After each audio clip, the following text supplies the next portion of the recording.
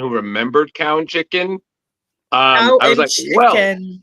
Wow. This is- Yeah, that's a pretty deep cut. I don't think anyone that's a has deep cut. literally ever brought that up in an interview ever. well, you're welcome. That's Keeping that it will be fresh.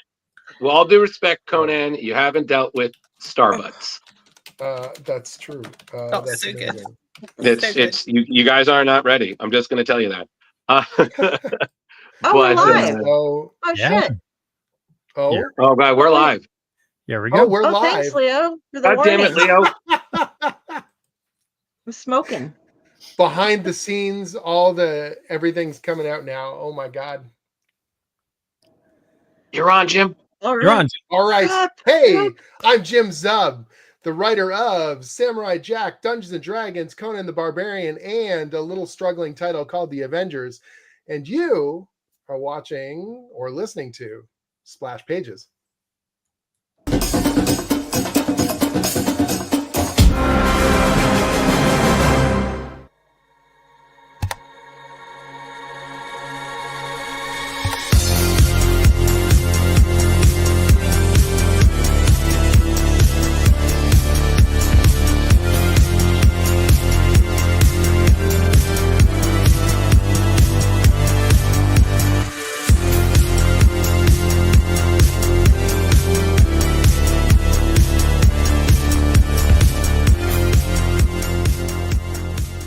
The only thing left to say, of course, is the one obvious thing.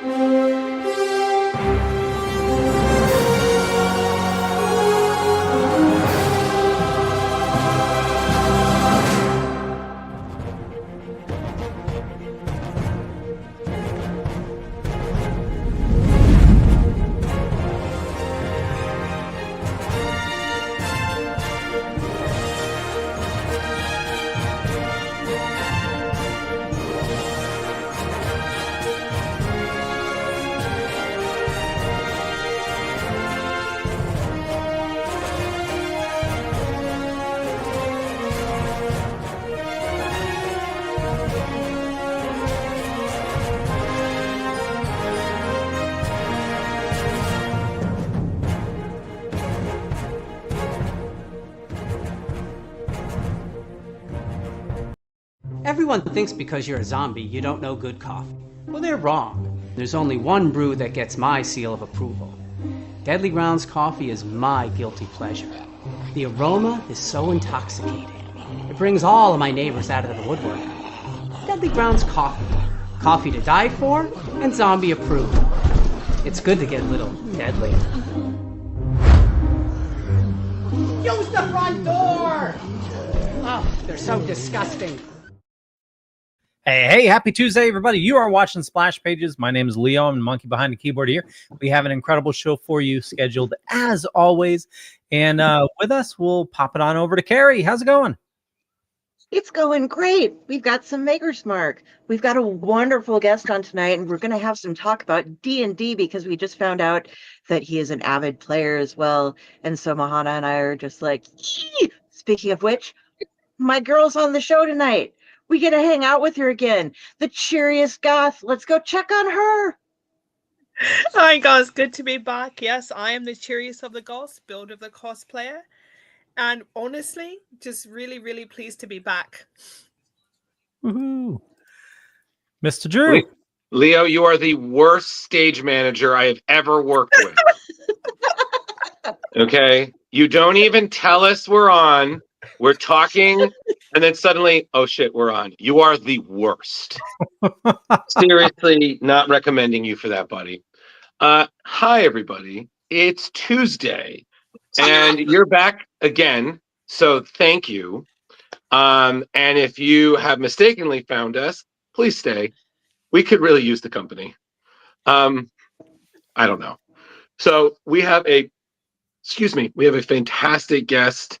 I got to meet him years ago. It was a super experience.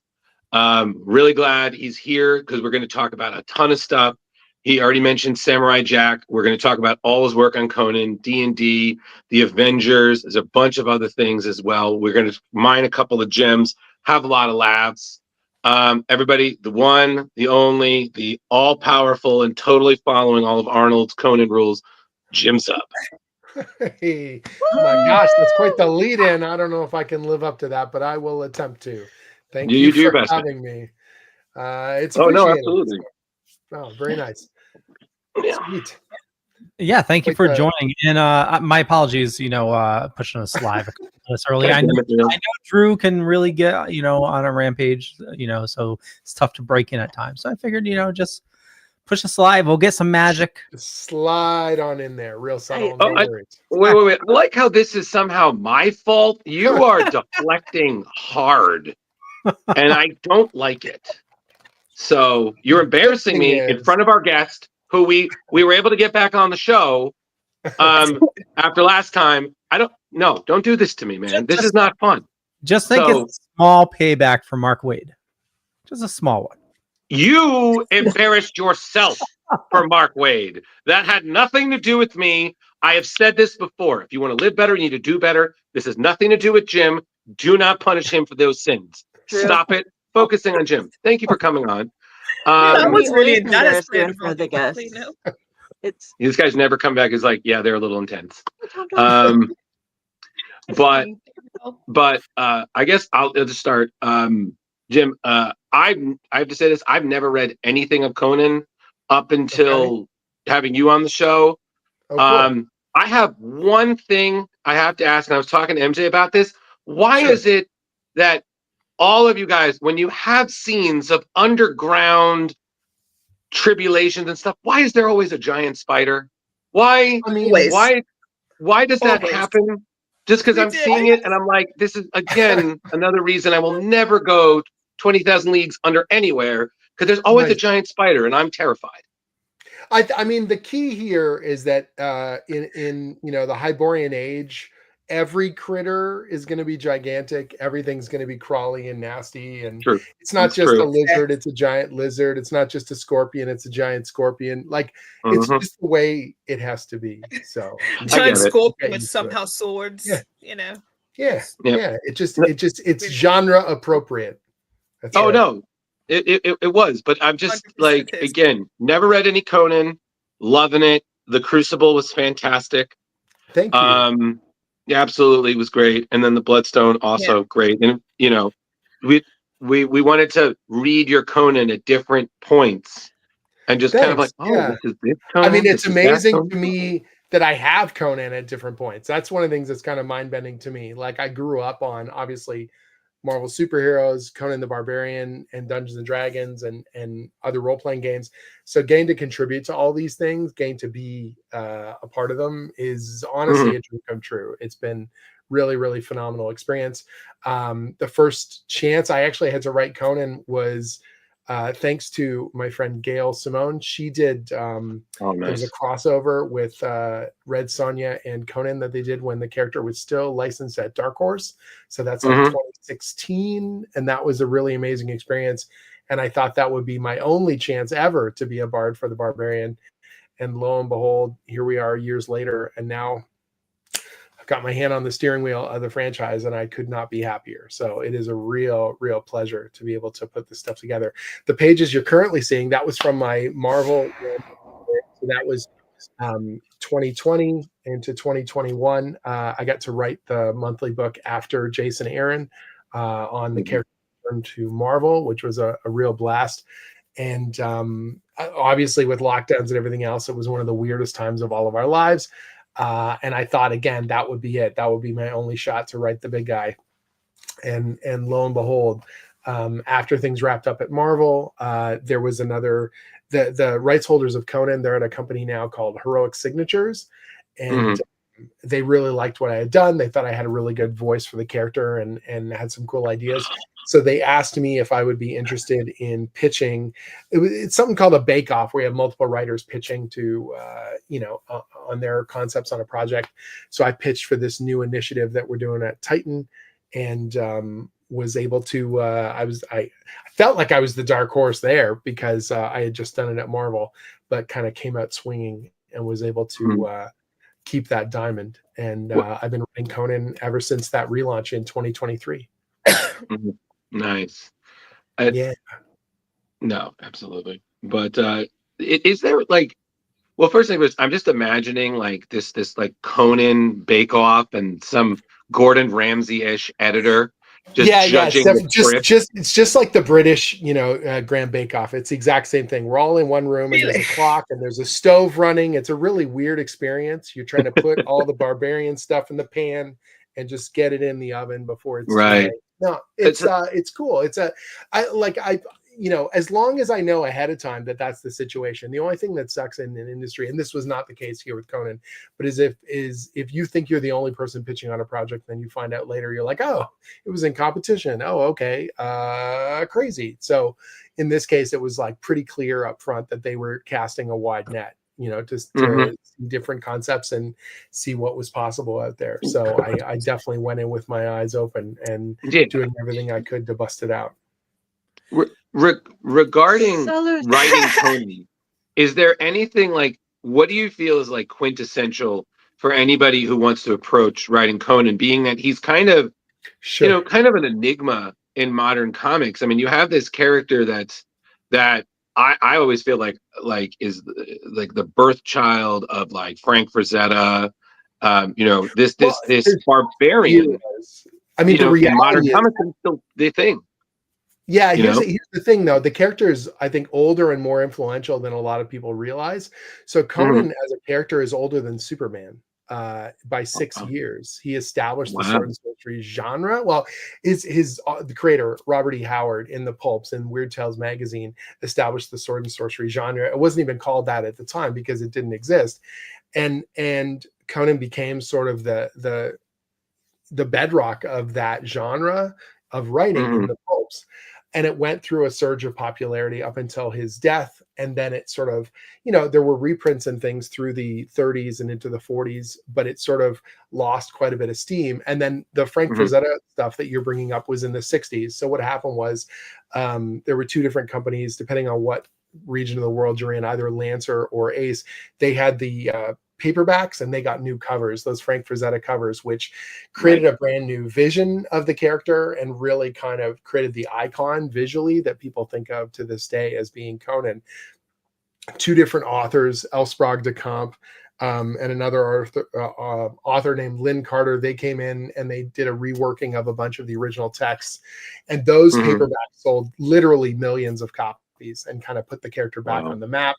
Marvel, came into their own in the through the 60s, and then into the 70s, they were trying to branch out into all kinds of different genres. Superheroes are obviously the mainstay now, but Marvel had previously done Westerns and horror comics and romance comics and things like that. And so they were trying to branch out. And one of the things that was on their radar was doing fantasy stuff or potentially sword and sorcery. And Roy Thomas ended up through a series of kind of lucky events and good contacts, was able to get the rights for Conan for the comics. And through the 70s, Marvel was actually in a bit of a rough spot. And between Amazing Spider-Man, Star Wars, and Conan the Barbarian, that really kept them going strong. Those were three of the biggest books at Marvel all the way through the 70s, including the spin-off black and white magazine, Savage Sword of Conan, which was able to create a whole different kind of it was huge for them because the magazine didn't have to follow the Comics Code Authority, so it could be more violent and more titillating than what you would get in the monthly book. And it had a really strong hold on the adult readership that was just into it and excited to see those stories kind of unleashed. And so, it is a huge legacy. It's a huge legacy in terms of character and in terms of comics. Over 50 years now in comics, and being a part of that is awesome. I think a lot of people, they assume just the broadest of cliches. Oh, he's just a big, dumb, strong guy who kills stuff and saves, hot women or whatever. And it's like, the reality is, if you go right back to the original source material and you really dig into those pulps, first of all, they're almost all short stories. So most of them you can read in one sitting. They're very short. They're very simple. The whole point is to get in and entertain you as quickly as possible. They're impressively lyrical, which is kind of nice. They've got a really cool turn of a phrase and some beautiful language to them. And there's this core kind of drumbeat, this theme that runs through all the major, all the best Robert E. Howard original stories, which is this idea of civilization versus savagery, and not in the way that you might think. The idea that you know, although Conan is a barbarian and he's this outsider and he's this whatever uncouth, uncultured, you know, barbarian, that he is actually the one who is trustworthy, is honorable, is forthright, and does exactly what he says he's going to do. Yes, he would definitely cut you down, but the reality is, if he says he will stand by your side, or if he says don't cross this line, he means every word he says. Unlike the civilized, you know, the religions of and the government people and the sort of duplicitous people who'll do anything to get what they want or stab you in the back, you know, and say one thing to your face and then do something else. And so there's this really interesting kind of undercurrent and theme to the whole thing. And if you want to have kind of Conan stories that are more than just the base level kind of ingredients and the kind of veneer of sword and sorcery, if you can dig into that heart a little bit deeper, this idea of, you know, civilization versus savagery, or some of the moral kind of quandaries and difficulties, you can make something really, really potent. There's a reason why a character like this is an icon and has stuck around so long. There's a reason why anytime someone makes a barbarian story, they're either leaning into or leaning away from Conan, because he is the template. So even the act of making a character who is not like Conan is a choice that you have to make, because the character takes up so much space, like a Superman, like a Batman, like a Spider-Man, that these characters are icons for a reason, and the wandering warrior kind of tropes and everything involved with it, you know? Yeah, literally. So when you think of barbarian, one of the first people think of is Conan. Yeah, absolutely. That, I mean, there are very few characters that have the global kind of identity that he does in fantasy, like easily a top 10, top 5 character around the world in terms of fantasy. You know, yeah, and you can say, you know, if you go to your average person on the street and you say, you know, name a fantasy character, they may say, you know, oh, the Hobbits, but like your average person, I'm not talking at a convention or something like that, they may not know Frodo or Bilbo, or they might, you know, they won't know Strider or whatever. You know, any of that kind of stuff, but Conan still has that name. It's got that cachet as a singular kind of a force of a character. And whenever you get the chance to work on one of those icons, it is definitely a pinch me kind of moment. I certainly don't take it for granted. It is it's an amazing and intimidating experience. The character is larger than life, and it's really, like you said, iconic, and it was wonderful. I really enjoyed reading it.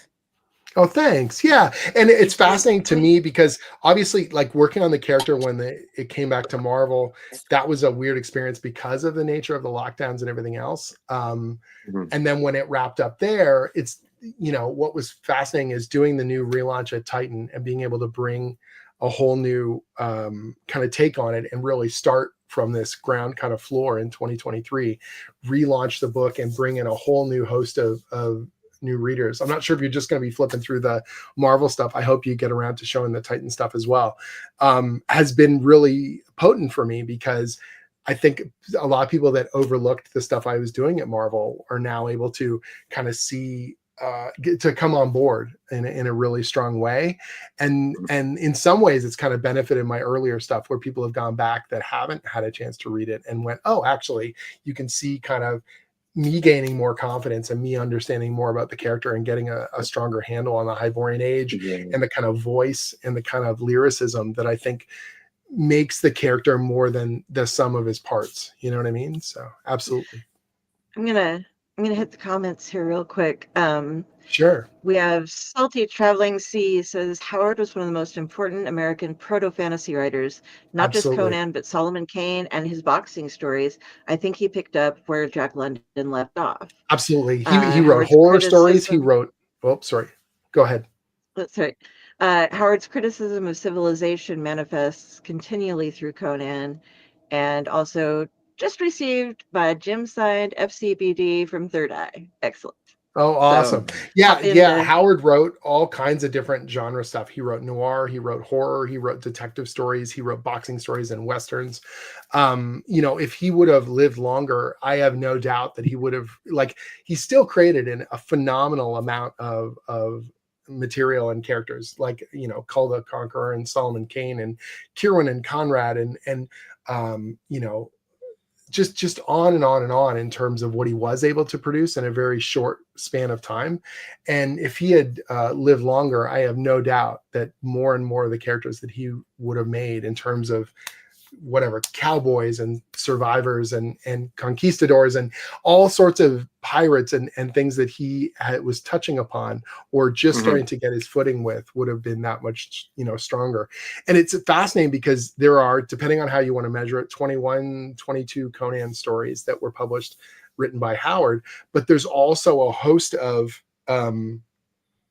he wrote way more boxing stories than he did Conan stories. He wrote way more, westerns, but those weren't the ones that made him, famous. And so it's kind of fascinating when you look at different aspects of his career. He wrote hundreds of poems, which is another thing that most people don't think about or realize as well. So it's an amazing legacy to even be a tiny part of, and to at this moment be sort of at the crux of trying to not just bring back those kind of lapsed readers. There's a massive audience, like I said, that was collecting it through the 70s and the 80s, but also to try and keep that flame alive and keep people surprised and hopefully bring in a whole host of new readers as well on the material.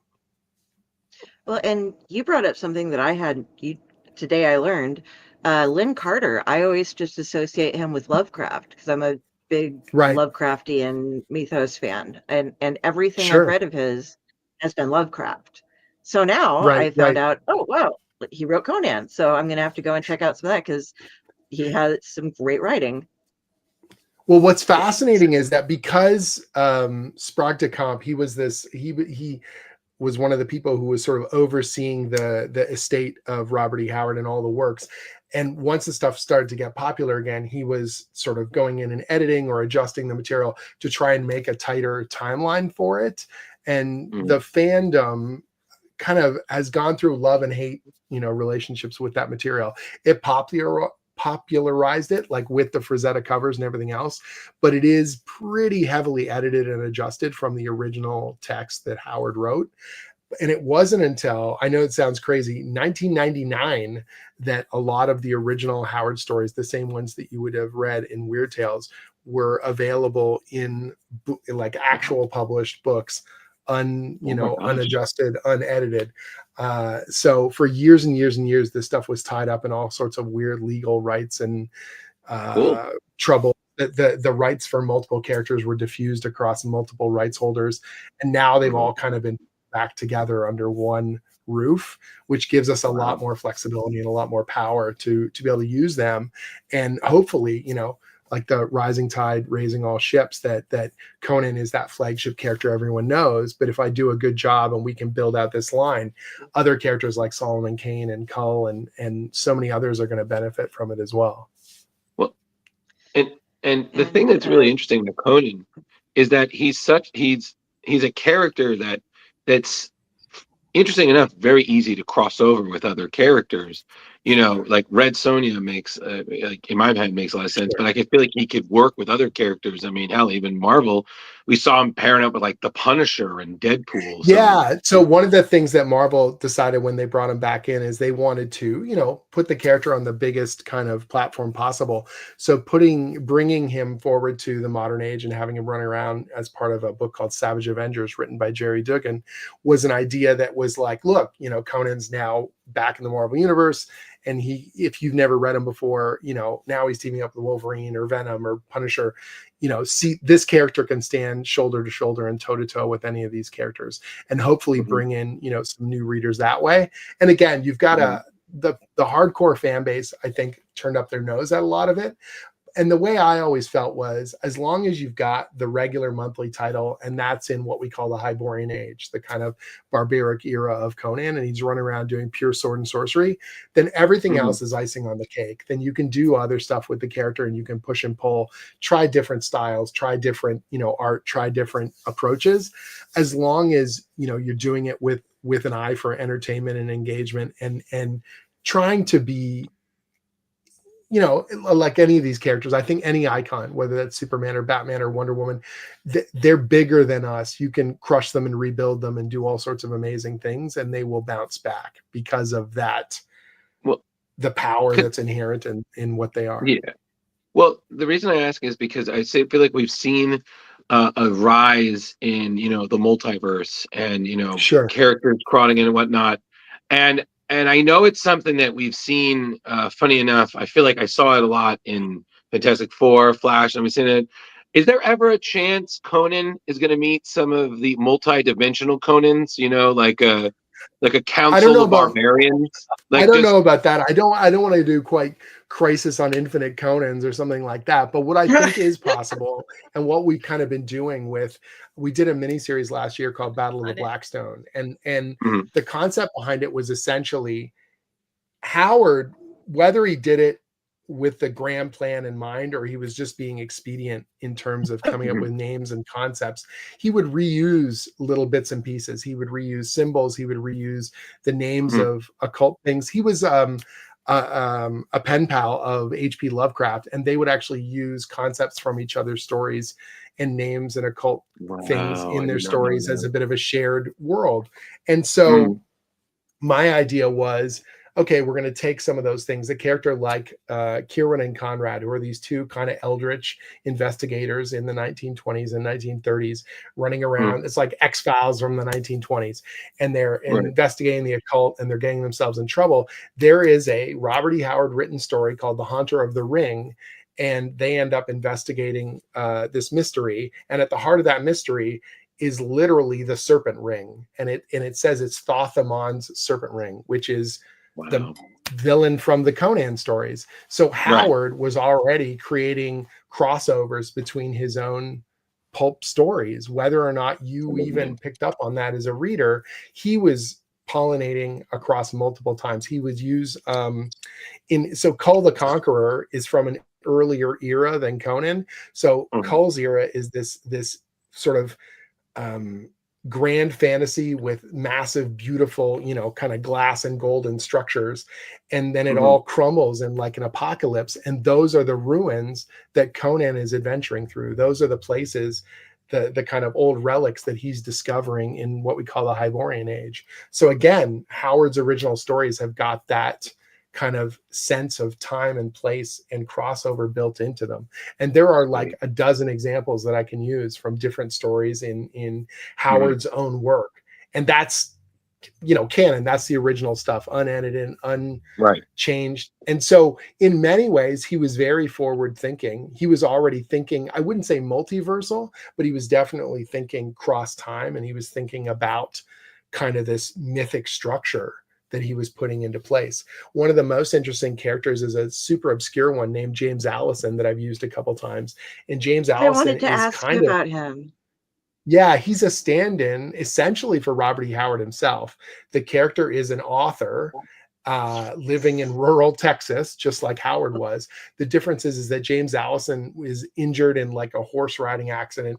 And so he's bedridden or walking with a really, brutal limp, depending on which story you're reading. And his mind, because he can't travel where he wants to go, he goes into these kind of fugue states, and he imagines himself and his past lives, and he sort of projects himself across time, and in some cases across dimensions. And there's sort of this interesting interplay, almost like he is Robert E. Howard imagining himself going through these different stories and being these characters and having these adventures.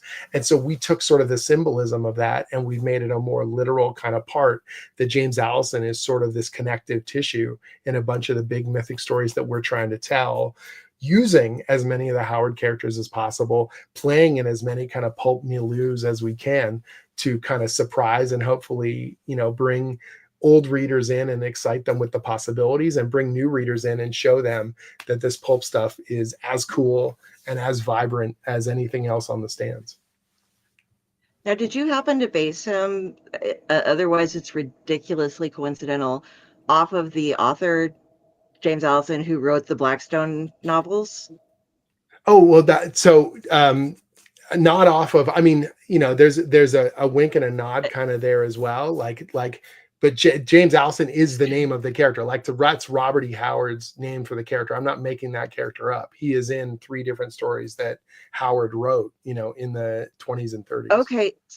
So there just happens to be an author named James Allison who wrote Blackstone novels, which is fascinating. And he's in the Blackstone books. That's right. Well, there is a Robert E. crazy. Howard story called The Blackstone, which is a one-off horror story, and it's very much in the Cthulhu mythos. It's about this strange obelisk in the middle of Eastern Europe, and these people, this cult, in this mad kind of ritual, and this guy ends up seeing the ritual from afar, and it kind of driving him mad and all this sort of stuff. So I don't know if the Jim, Allison who wrote the Blackstone books if that's a pen name, or that it's like a nod to Howard, or I have no idea. I would have to do more research on that. That would be cool. That would be so That would be a fun little callback for sure. Absolutely. Before Before we get to D&D, because I know you guys want to, I can see you two above there bursting. I do want to ask about Samurai Jack. Of course. Briefly. So I had the ability to do, it was a really kind of big step forward for my career at that point. And weirdly enough, that was a bake-off as well. So IDW they got the rights to Samurai Jack, and I was one of the writers they asked to pitch on it. And thankfully, again, I was able to kind of win out on that project. I ended up doing 20 issues. Most of those were drawn by a guy named Andy Siriano, who actually was one of the lead character designers for the original cartoon. So getting to work with him on that series, that's Andy's art here in the first, 5 issues in particular. He is just a phenomenal collaborator and an amazing artist.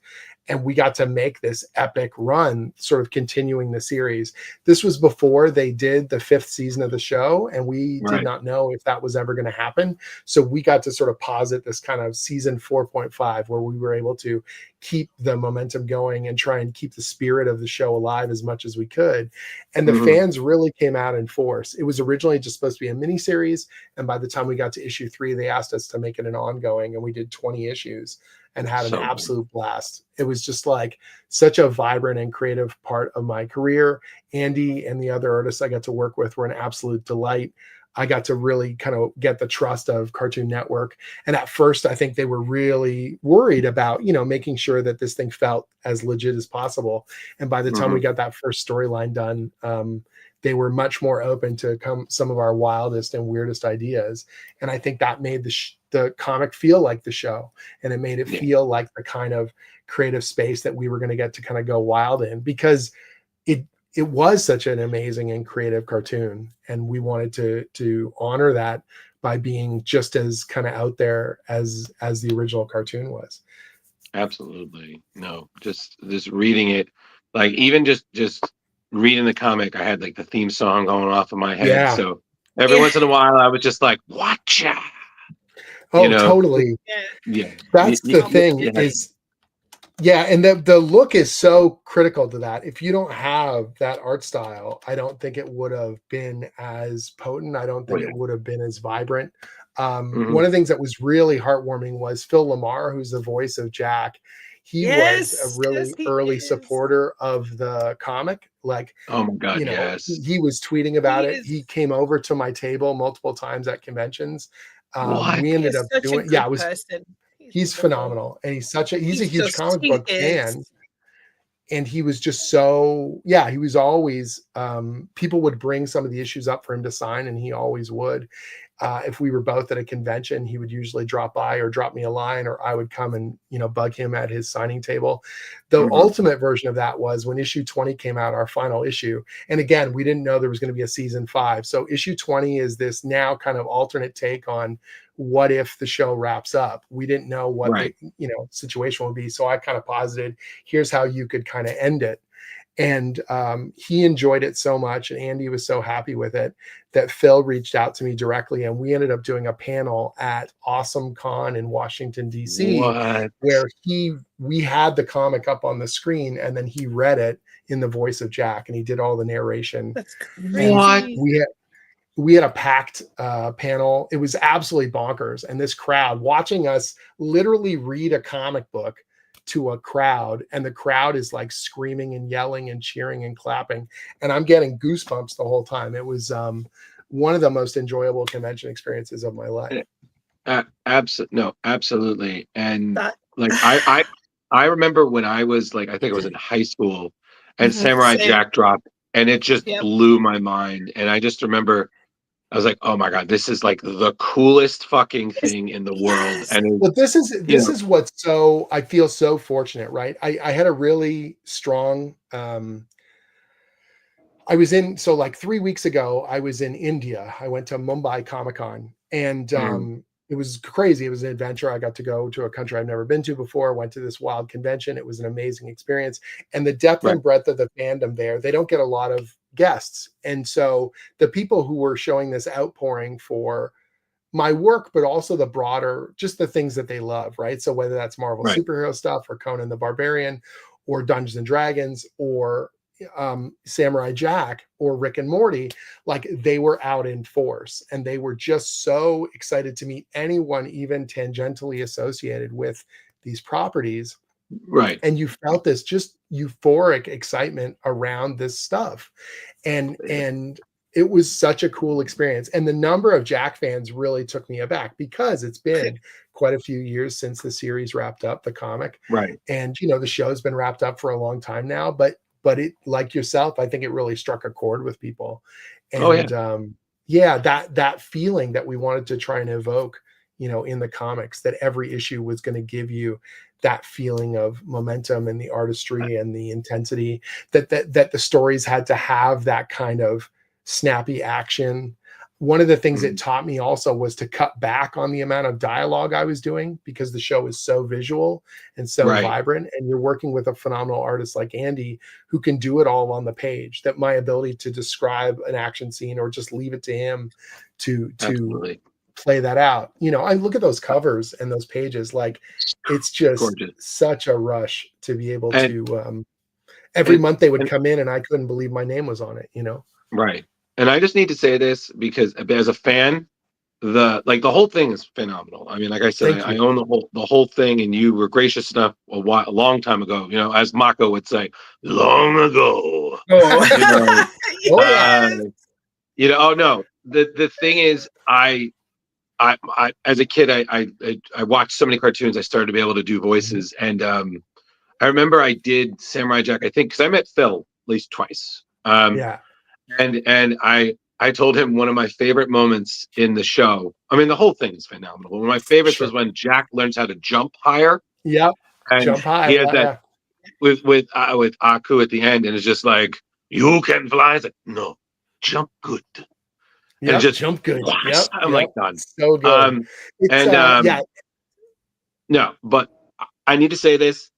The whole Sure. thing is amazing. The Scotsman story is one of my favorites, because Thank you. because and I've said this forever. I've said this to friends, like, Yeah. when I was like, Samurai Jacqueline and the Scotswoman just lay waste to comic was book one of those expectations. ideas. It was You one know? of those ideas that we threw into the pot, and I think originally Cartoon Network bristled because they hilarious. were worried about it as a concept, and I was like, it's totally in line with something they do in the show. And again, I think we built up trust to a point where they were like, okay, but we got to make this clear. This is just the one storyline. This is just the one thing. And Right. trying to get those, you know, to again, I think to surprise and to delight the fans, that when you watch an episode of the show, you never knew what was going to happen. And I knew that we didn't just want it to be about calling back to old characters, that was part of our formula, but it couldn't be the only thing, that it was just going to be retreads. And so if we did bring back a character like the Scotsman, how can we put a curveball on it? How can we make it something that you haven't quite ever seen before? And Andy and I jamming like dumb ideas back and forth over email or getting on a Skype call and just laughing and brainstorming stupid stuff. The weird cast of gladiators in the very first issue, and there's one character called Head Claw who's clearly just Wolverine with claws popping out of the top of his head. Yeah. And he just screams like bub over and over again. And that was just that's the kind of weird crap that they would do on the show. Like they would always have characters that were thinly veiled illusions. Yeah, they had, I think at one point a frog that just said the same thing over and over again. I'm like, all right. Yeah. There's a character who's essentially a combination of this anime character called Lupin the Third and his partner Jinden, and he just combined them both into one character, and it's really fun. You know, like that's the thing. It's like when you have an iconic character like Jack and you have this weird pseudo, like it's a post-apocalyptic kind of wasteland of sci-fi weirdness, you can kind of do anything, and that creative environment just made it so fun that we could throw Jack into everything, and Jack will always be himself, but what you want to see him push up against is the weirdest, you know, opponents possible and the weirdest situations and environments. Absolutely. I like it. I like embracing the weird. I love the world of Samurai Jack. I like the people. I like the dialogue, and even the lack of dialogue. Nothing is wasted. That's the thing. It's about making those smart choices when to use and when not to use, and to have other characters be very chatty, and then Jack himself is very stoic. Jack himself is not an actual chatty person. He says what he needs to say, and that's it. He doesn't waste words. But sometimes to see his reaction to other things who are chatty, so now he actually has to explain himself. Yeah, that was the fun thing too, is coming up with these characters to play off of him and to sort of riff on him in as many ways as possible. And then, like I said, to have a collaborator like Andy on there and the rest of our team, you know, who were kind of up for anything and up for, like, there's a term in animation that we use called plussing, that, you know, when you come up with an initial idea, that's cool. But then in the storyboard or the design phase, we're going to plus it. We're going to add to it. We're going to keep building on top of it. And it felt like that with the comic, like we were all trying to outdo each other. Like I'm describing a weird moment, and then Andy's like, oh yeah. And then our colorist is like, we'll make it weirder. Exactly. And that was the thing. When you're in that kind of a creative team where you feel like, first of all, you're so proud of the work. Weird, you guys. You're so pumped and you want to put your best on every damn page and enjoy that process. And then when it finally comes out, to have the readers respond to it and be just as excited and be just as vibrant off of it. You know, you said you brought every issue to me to sign, and it sounds weird, but that when someone brings me Samurai Jack, it's rare that they just bring me one issue. It's usually the whole set. Like that's kind of a thing. Like, because they have them all, because they collected them all, because it means so much to them. And that alone, I think, is a really cool kind of a sign that we kind of struck something very precious in terms of that series. And it was a huge transformation for my career as well. It really put me on the radar for a lot of publishers and editors, I think, as well. And speaking of passion projects, because I said, I definitely have to bring this up because I remember this. Apparently people have forgotten, so I have no problem bringing it up to you. The Cow and Chicken one shot from Super Secret. I mean, talk about a weird idea. So for those who don't know, Super Secret's Crisis War was every Cartoon Network kid's dream. So it was all of your favorite villains, Mandark, Mojo Jojo, Vigilax from Ben 10, Aku, all of these villains teaming up, and thus their respective heroes have to also join forces. So you have Powerpuff Girls, Samurai Jack, Dexter, Ben 10. For some reason, Ed, and Eddie. Don't ask me. Cartoon Network's Legion of Doom. Well, that was the thing, is that essentially, because we had such momentum with the Powerpuff Girls series, that I know Troy was, and then you've also got the Samurai Jack book we were doing. It kind of led to this little mini kind of Cartoon Network renaissance at IDW. And it was super fun to be a part of it. When they said that, Louise Simonson, like Wheezy, one of the best, most amazing editors and writers in the whole headspace is basically putting this whole amazing tapestry together. And would I like to be a part of it? I said, of course, it'd be, a blast. And they said, you come up with some really fun, cartoony, crazy stuff in the Jack book. We're going to give you a challenge. We want you to do, a cow and chicken. And I was just like, oh my God. Okay. Rewatch some of my favorite episodes and just go, all right, get into that headspace. And let's really get No, and then but we had an artist named Jorge Malogo, I think his name was Malogo, and he was so great, and he got into that headspace. He really understood how weird and strange and over the top those expressions were, and how crazy the book could be. And none of it works if the art doesn't work. That's the key, right? Like I've done comedy books like my own Skullkickers and Image, and then obviously the Jack book and other things. And a joke doesn't play if the art's not clear and it doesn't, lift up the joke. And you've got good collaborators like that. It makes it seem effortless. Well, I just want to say one, again, reading it, remembering Cow and Chicken, and I was like, good Lord, what a throwback. I think you are the only interviewer who has ever asked me about the Cow and Chicken book. So you're welcome. And I need to say this because I have been laughing, because I'm not a fan of this franchise at all. I've been laughing about Starbucks for years. Oh my gosh. So, Thank you. Which is just everybody, it's exactly what it feels like. It's the red guy doing coffee. Starbucks. Yep. Deal with it. That has been making me chuckle like an idiot in the back of my mind for years. Amazing. Because he was always the dumbest, weirdest character in my mind. Because I'm like, I feel like you're a joke I don't get, but I'm still giggling. And as an adult, I'm like, oh, I got it now. Nice. You son of a bitch. Well, and so here's the thing. I think sometimes some comic book writers can kind of subsume the material, like you get their voice no matter what. And I've always looked at, here's your transition, are you ready? I've always looked at writing like role-playing games where I'm trying to get into the character, or I'm trying to be either the dungeon master or the player or some combination therein, and I want to get that voice right. Like when I'm writing superheroes, it's like whatever, Steve, what would Steve Rogers do? What would Clint Barton do? What would Wanda Maximoff do, or whatever? Or if I'm doing, any Samurai Jack, or if I'm doing whatever, Cow and Chicken or Rick and Morty, it's not about me. It's not about Jim's voice. It's about what is Rick Sanchez thinking in this insane moment, and how's he going to go off?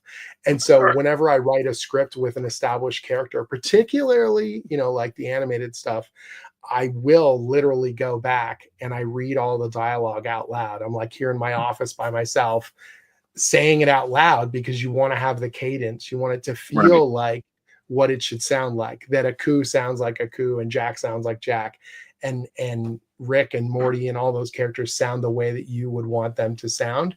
And not because I'm pulling the string and copying a line from the show, but because I'm trying to get into the headspace of how they sound and how they feel.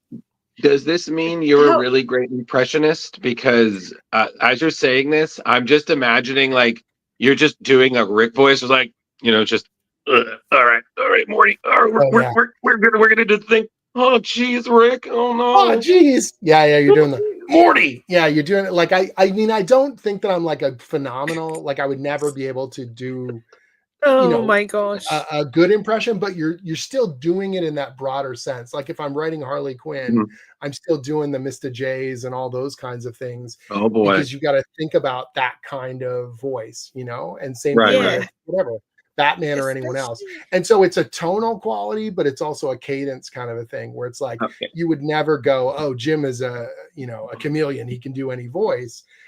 But that it reads well because it's coming out of my mouth in that broader sense of pacing and grammar, or whatever you want to call it. All right, now, ladies, I'm done. I'm with the questions. D&D away. On to Dungeons and Dragons. Before D&D, I have one I have one question for you, because you got into the weirdness of the different cartoons and stuff.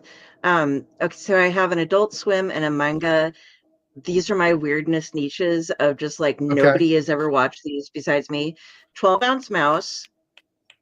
Oh, I have not watched that. I'm sorry. Okay.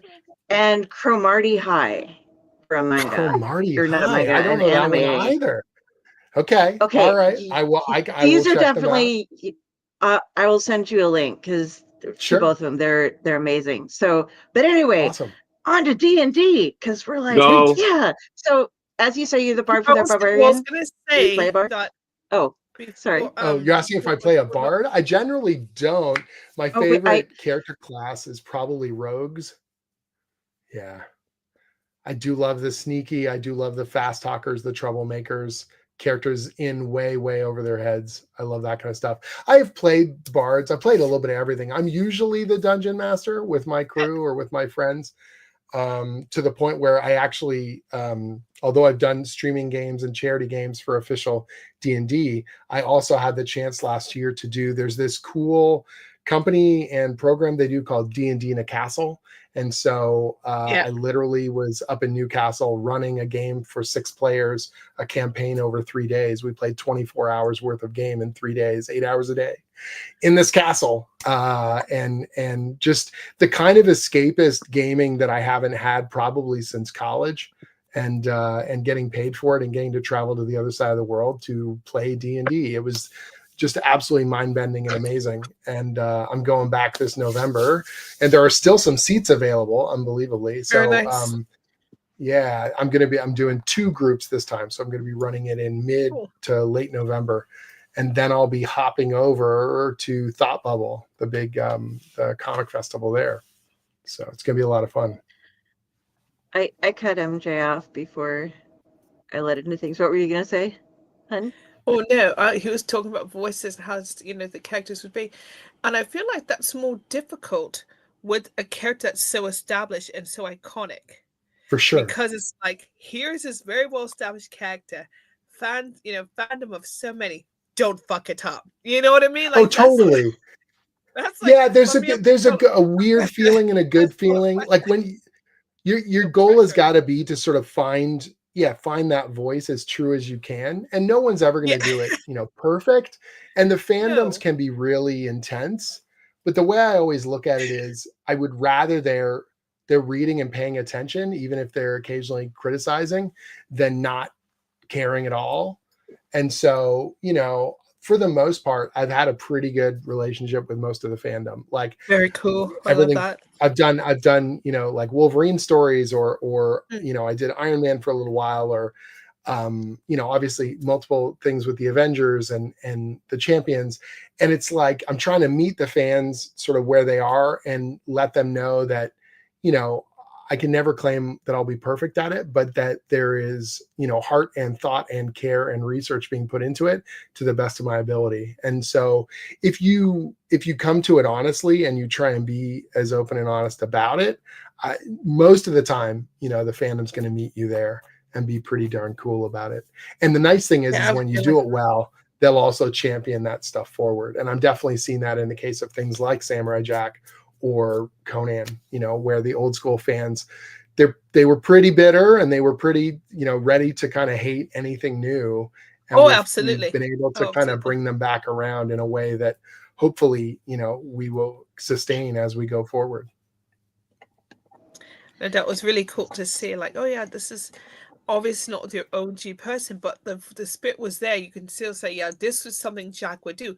This is 100% Conan would do. 100%. I could totally, So it was so good to see, like, he's again established characters, and I enjoyed everything I've read, even the goofiness of the D&D book. What would Rick Sanchez do? Well, he would be absolutely fucking on his, like Rick Sanchez. Well, this is what's fun too, getting to do both the mainline Dungeons and Dragons book, which is more of your colorful, magical fantasy adventure, and then something like the Rick and Morty D&D, where you're simultaneously doing a D&D story, but you're filtering it through the crazy Rick and Morty kind of isms and trying to. It was interesting, and it was a lot of fun. Yeah.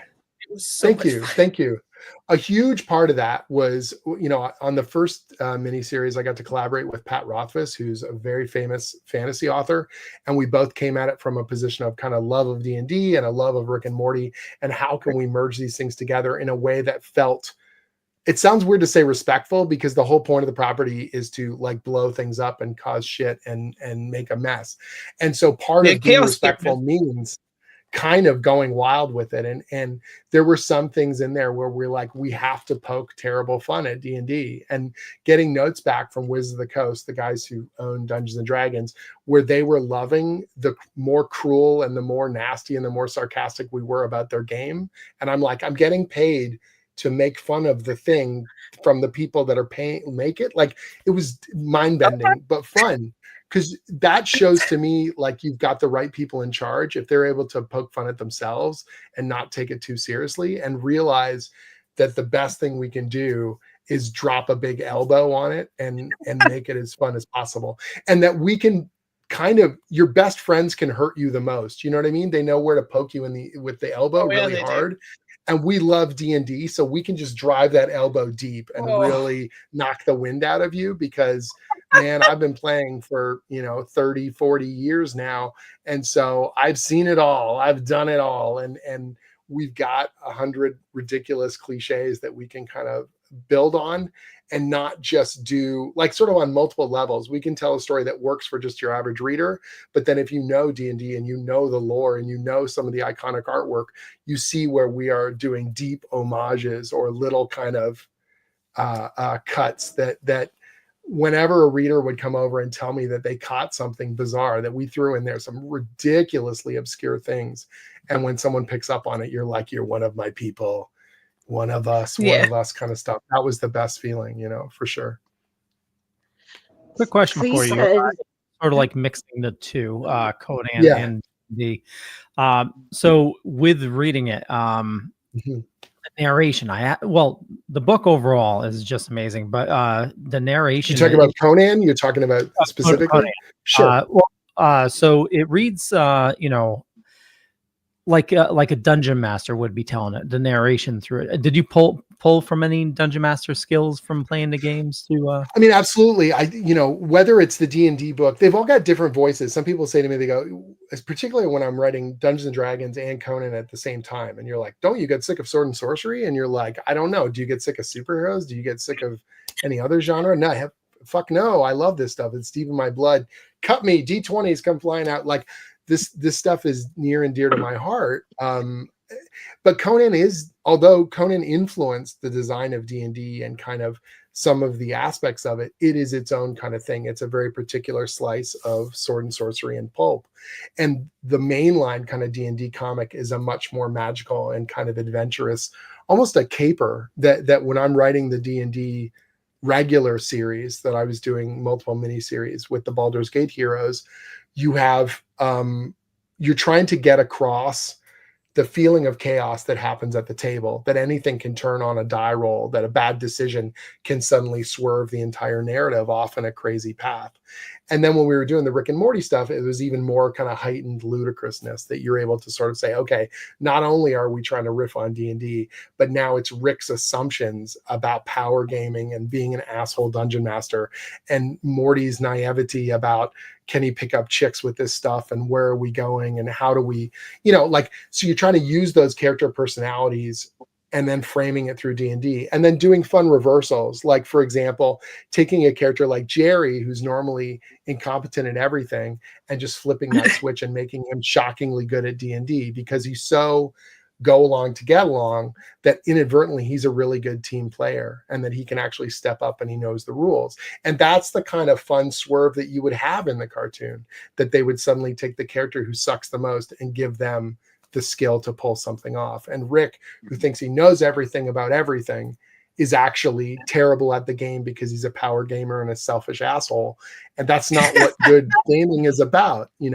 Being manhandling the table and thinking you're the all-powerful dungeon master god is bad gaming, and it's bad D&D, and it's bad friendship, and it's bad cooperative play. And so it all kind of swam together naturally in terms of the thematic and the characters that they're elevating each other.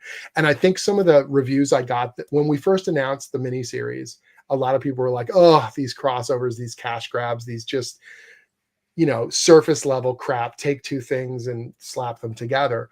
And then the book came out and we got these almost begrudging compliments. Like, this is way better than it has any right to be. And you're like, good. that's the best compliment I can ask for, that we actually got you on side and we told you a story worth telling instead of just saying, insert A crossover with B property and, money spits out the other side of it or something. Nice. So you mentioned, Leo, did you have anything else? I'm sorry. I do, but I know you want to get some D&D questions in. No, it's not D&D. Yeah, but you haven't spoken at all. Oh, okay. That's true. Yeah, I'll get my questions after your D&D stuff. Okay, so before the show, we were talking. You have the entire first edition collected. Yeah, and you've been playing I have a deep collection of D&D. Yeah, I've been collecting. I mean, I started playing in the early 80s, like the same era as the Stranger Things kids, which is why Jody Hauser and I wrote the Stranger Things versus D&D graphic novel, which was essentially the stories that happened before the start of the first show in the first season, how the kids get their first D&D set and how they start playing together. And that was pretty much the same era that my older brother and I were playing in, and my older cousins. And so for me, that was just like a huge nostalgia bomb. When I saw that first episode of Stranger Things, it was just like, oh my God, the time machine is so intense, because you remember exactly what that felt like. And the literal, basement boys throwing dice and being goofballs and figuring out who we were in this kind of cool environment where we could sort of cut loose and play the game. And so I already had a really deep kind of D&D collection that I had built up over the years.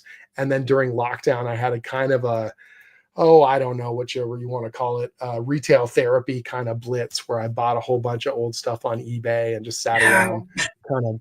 And then once I was getting close, I realized, I can make a checklist, and now I only need a handful of modules and I'll have every single one from first edition.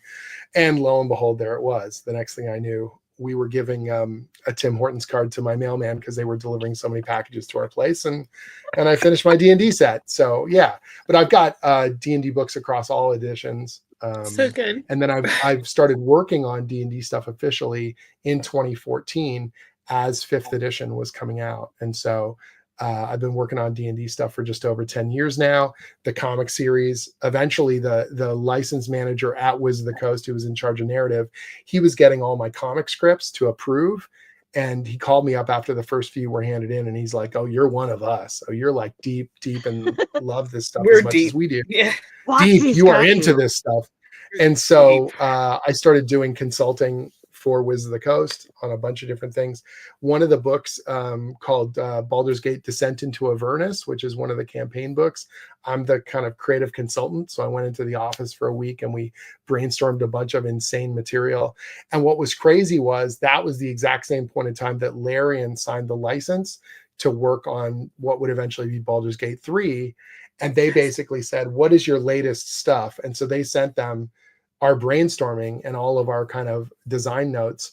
And so there's a bunch of crazy crap that we came up with that's in Baldur's Gate 3 that we were jamming. It was so fun. So for example, one of the things that came up in our discussions at the Wizards office, we had a whiteboard and we were just brainstorming stuff. And we were talking about, the economics of hell, which sounds crazy, but that's the kind of thing you can do in a fantasy world. Important. And we said, okay, so hell is run on souls. And I said, okay, so how do you trade souls? Like, is it a ball of light? Is it a puff of smoke? Is it a contract like the Little Mermaid signs her soul away? Like how does that look or feel? And eventually we were jamming back and forth. And I said, it's got to be currency. That means coins. It should be infernal coins. You pound that soul into infernal metal. And we came up with the concept of soul coins.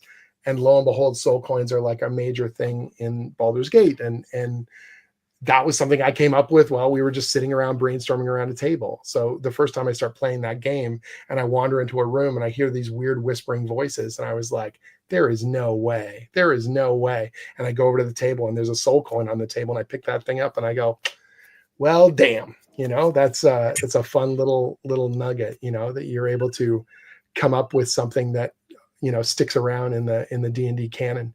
And every so often you indulge yourself. So for example, there's a character in the D&D comics. That's where he started. His name is Krydel, and he's a rogue because I love rogues.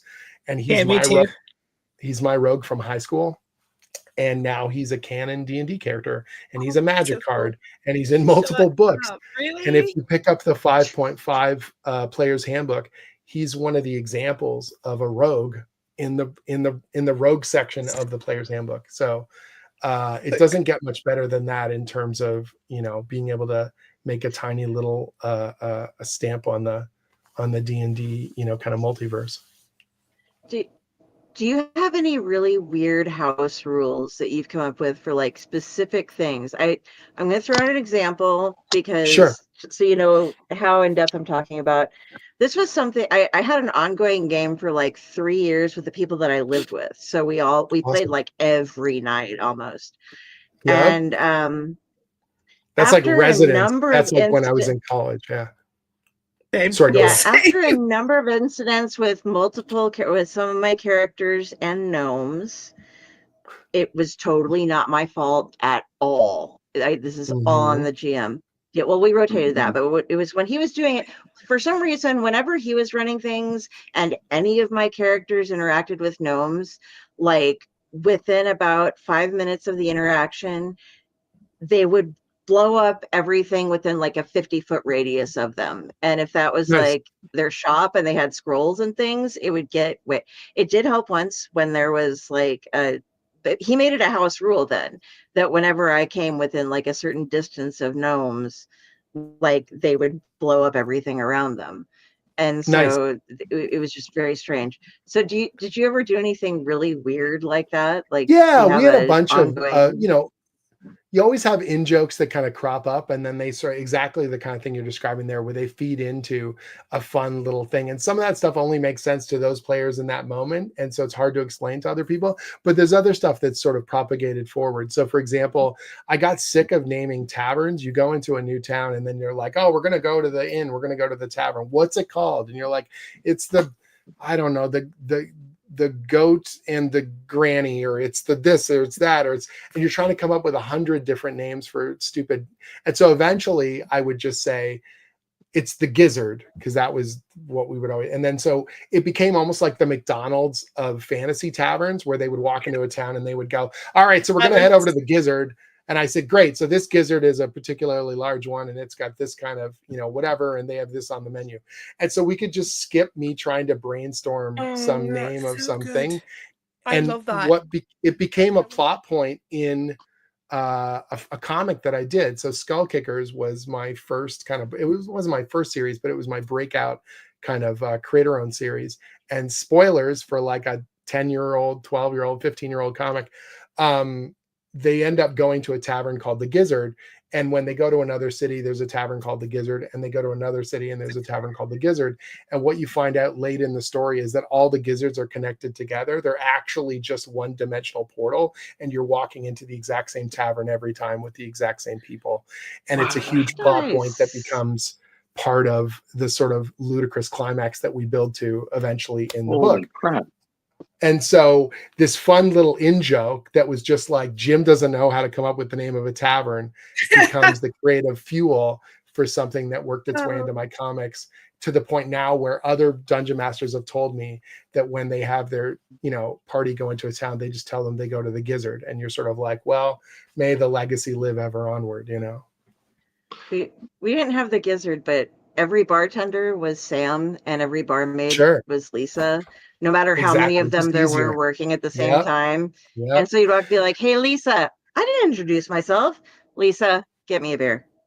Exactly. Well, you know, the tropes and the icons, after a certain point, you're just like, okay, you are here for a purpose, and your purpose is to be background setting material. And then let's get to the fun stuff. Absolutely. The innkeeper's house was the same person. It looked like the same person, you know, but like they're dressed up as somebody else. Yeah, totally. It's like they've got a mustache this time. Yeah. Listen, if Pokemon can get away with like a billion Officer Jenny and Nurse Joys, anything is possible. Okay. Absolutely. Just need to put, and then they always like, oh yeah, that's my sister. I'm like, my God, who was your dad? Like a franchise? Good so Lord. It got to the point where we're like, okay, who's going to say something? Someone's got to say something. Nobody said anything. Nobody was. Someone was always waiting for someone else to do it, and eventually it was like, nope, we're going to the next town. We'll figure it out later. That's literally how every bloody time. Literally, who's gonna say something? Okay, this barkeep is just the same person in a red wig. I swear to God. And it literally was some absurd thing. I'm like, okay, someone's got to say something, and no one ever did. I love just the commonalities of all these D&D games and kind of that the shared experiences of it. Sorry, go ahead. Oh, no, I was just going to say, Carrie, you lost so many points. Like, if you have a barkeep named Sam and the waitress isn't Diane, like, you lost so many points right there. God damn it, Leo. The gizzard is not the cheers of the D&D universe. Okay? But what we if didn't it go to the was? gizzard. What about Jack and Diane? We That's didn't name it. We just called it You the can't throw bar. up in a fun place. We Stop just- it. Yeah, Go just to the the tavern. bar, just Go to go the to the tavern. place. Which tavern? Yep. The nice tavern or the closest shitty one. tavern? Yep. Shitty That's tavern. Yep. My dad used Okay. to DM for us when we were kids. Actually, And he was, Cheers could Yeah, be he's- a D&D and bar. literally, he would. He was a big music person. God, He grew up with no. music, you know. So Oh, this rabbit hole. No. Yep. So it was all music, and all of his characters were in pairs, like Jack and Diane. I'm like, are you serious? Stop. After work, stop. It's like Son and Cher, Jack and Diane. It was like, stop. Come on, Dad. Listen, Right? We Listen. actually have a D&D game that we do on my Owlite Adventures, or it's called Owlite, the Owlite Network, Owlite Adventures. We had to take a huge break from things because people were moving and all this Sure. stuff just it's every time we're gonna do this, I gotta go to a business meeting. Okay, it's like every D&D thing, only most people could. But that is up. one of the most difficult things. But- Once you're an adult, just trying to find the time for a consistent campaign can be tough. People are like, man, I would love to be at your regular table. I'm like, do I have a regular table? I wish I did. Like, that's one of the most difficult things. What was interesting was something like the lockdowns, where we ended up doing a weekly Zoom games with a bunch of other comic book creators. So we didn't record them. We weren't streaming them. This was just for fun. This was just us. Oh, man, So that's it was amazing. it was like Jody Hauser and Jackson Lansing and Colin Kelly, Zach Davison, Lucas Kettner and Kara O'Neill, and just Phil Sevey, and all these amazing people who I had known at conventions, but we would always feel like ships passing in the night. And all of a sudden we had this weekly game where we would jump on together and we would hang out and we would laugh. And some people would drop in. We would do these like 3 or 4 part kind of little adventures, and then we would someone else would take a turn as the game master, and we would try a different system, or we try a different adventure. And it kept us kind of sane, during everything, during the weirdest times of our lives. Nice. That's awesome. What's your favorite edition? So it's weird, right? Like I think 5th edition does a pretty good job at taking the past and taking modern kind of game design elements and bridging them with some of the original bits of the past. For a long time, I really liked 3rd because it was at a really formative period of my life, but I've gone back. So last year was the 50th anniversary of D&D. And as part of that, I went to a few gaming conventions that I hadn't been to before. I went to GaryCon, which is put on by the Gygax family, one of the co-creators of D&D. And it was very much in an old school mode for that, because it's the 50th anniversary and a lot of the original artists and writers showed up. And so I wanted to run an AD&D, a 1st edition adventure. And so I kind of dug back into the original books and realized some of the charm of that original D&D, that despite all the kind of sharp, weird corners and strange bits, there's something very primal and joyous about it. And taking modern players who were used to 5th edition and kind of putting them through the gauntlet of 1st edition, which is much more deadly and much more dangerous and much, much more difficult.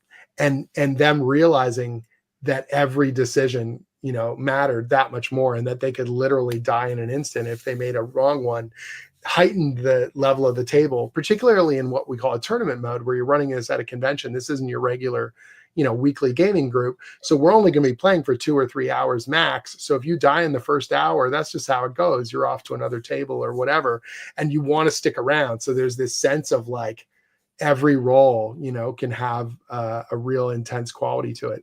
And so I've kind of really been enjoying the charm of 1st edition again in a way that sort of surprised me. I don't know if it's my favorite. I definitely wax and wane kind of all over the place, but it's been fun to kind of get back to the root of the game and also bring other people into it, even if they think they know D&D, and kind of go, well, here's this old kind of artifact that I think still has some real luster to it. Nice. You mentioned cons, so just wanted to bring up. So next week you're going to be in England at the is it MCM Comic Con? Yeah, it's called MCM Comic Con London. So I did the show last year. I had an amazing time.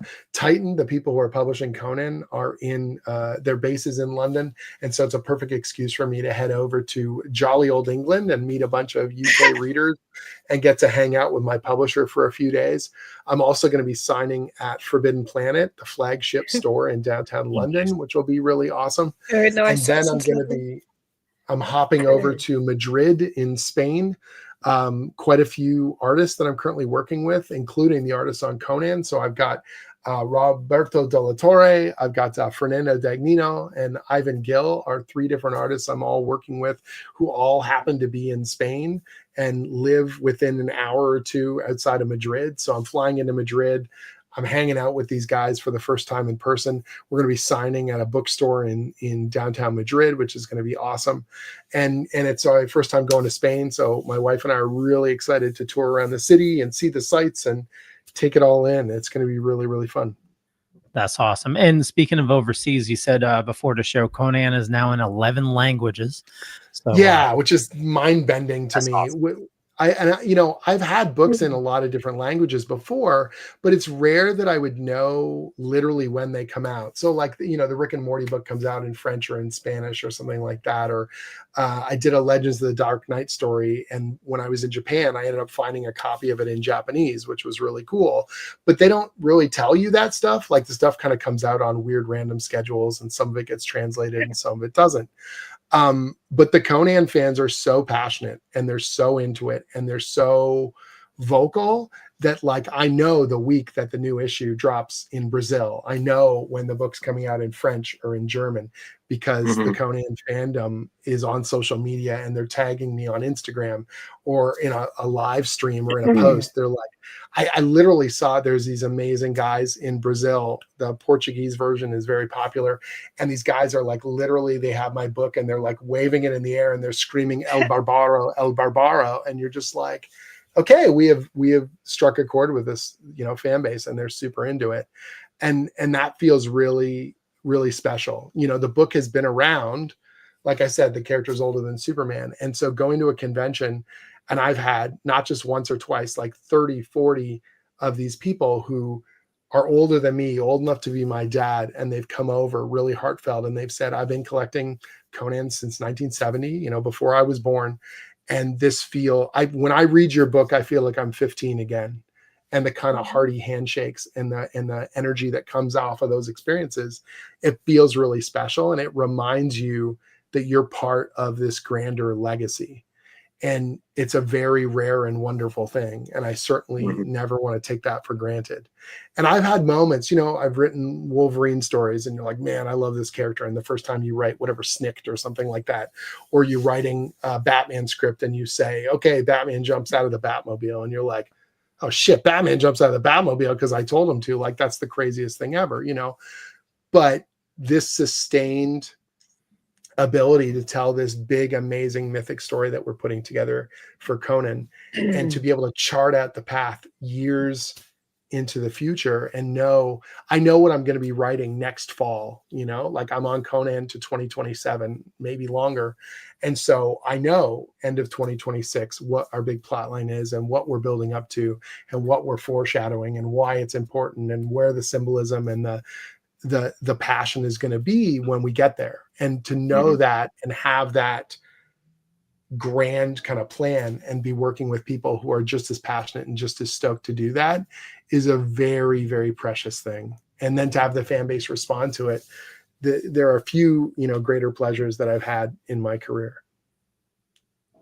Okay. Now, do you still get time to read comics? Yeah, so I'm reading, like, obviously I'm doing a lot of research reading, so I'm digging back into older stuff, particularly Conan, obviously. But I do read quite a few other books. I try and keep up on as many superhero books as I can, but obviously I tend to do them in binges. So I'll, Ryan North, there's a lot of comic book talent here in Toronto. So like Ryan North, the writer of Fantastic Four, is an old friend of mine. And so I'll read, 6-8 months of FF kind of back to back, or like Jed McKay, he isn't in Toronto, but he's another Canadian and he's out on the East Coast. So like I'm getting caught up on X-Men or Avengers or things like that, Zdarsky on Batman or things like that, where you want to see what your friends are doing and you're super excited to hear about new people who are coming up. I kept hearing about, oh my God, this guy, Dan Waters, you got to read his stuff. And now, he's doing that new Batman book, Dark Pattern. Oh crap, is that what it is? Mhm. And it's awesome. It's like really fun and mysterious and creepy. And it's like, okay, I want to meet this dude. I want to, chat with him. Or Ram V, like that was a guy I was loving his work. I loved those Savage Shores, and I think Rare Flavors is phenomenal. And then I got to meet him, a couple years ago and just be like, man, you're awesome. Like that's the kind of amazing thing where I get to meet someone who I've become a fan of their work, through reading, and artists, obviously, so many phenomenal artists in the business, getting to work with some of them, getting to just be a fan of their work and see them grow. And so I'm always kind of taking in different stuff, whether it's superhero stuff or genre stuff, creator-owned books. I think it's really valuable to sort of be taking the temperature of the market, what's happening and why, and who's on the upswing and what's going on. If you love this stuff and you're a part of this industry, then you want to support as much of it as humanly possible. Matt Rosenberg's new book, We're Taking Everyone Down With Us. That is one of the best first issues I have read in ages. I read that first issue and I was, it's good when you're just jealous the minute you finish it and you're just like, damn, I wish I'd come up with that. That is such a smart, playful, joyous, like well-tuned, well-paced, sharp premiere. And you're like, I know Matt, I've known him for years. And so it's like, we're used to kind of taking the piss and joking with each other. And I couldn't even pretend to make fun of him. I was just like, dude, this is some of the best stuff you've ever written. And I am absolutely locked in for, future issues. And he was like, and the sarcastic part is, and I'm like, there's no sarcasm. You crushed it. And I'm super proud of you. And may we all have such strong first issues. You know what I mean? Like that's the kind of fun thing about being in this business, is you get to know people and you get to kind of hopefully, build out things that you're proud of and get to see other people making the stuff they're proud of. Charles Soule and I, we became really close friends early in our careers. And then watching that guy become Mr. Star Wars and Daredevil and, just that's been such a fun, ride. And I'm so proud of him and so excited to see what he's doing down the line as well. Absolutely. Well, so Jim, we're coming up on time. And Sure. So thank you so much for joining us. We really do appreciate it. So before we go, we just wanted to know, in terms of for anyone watching and whatnot, if they want to interact with you, what is the best social media and things that you're on that people can check out what you're doing? So the good thing is it's actually really, really simple. So if you ever want to find out about my work, you just literally go to jimzub.com. So JIMZUB.com. That's where there's links for all my books, my biography. I have an archive of blog posts that literally go back 26 years because it's my original live journal that I ported over to my own website. There are dozens of tutorials that I put up there, old blog posts about how to write comics, how to pitch your own stories, how to work with artists and editors, what I've learned about publishing over the past 20 plus years. And it's all in that one spot, along with links to my social media, your Twitter, your Blue Sky, your Instagram, and all that kind of stuff. I've got a Patreon where I have a deep archive of my work. So if you want to compare the published work to what I wrote and the stages that it went through with editors, you can literally dig through over 300 scripts that I have in my archive that you can go through on Patreon for the price of a fancy coffee.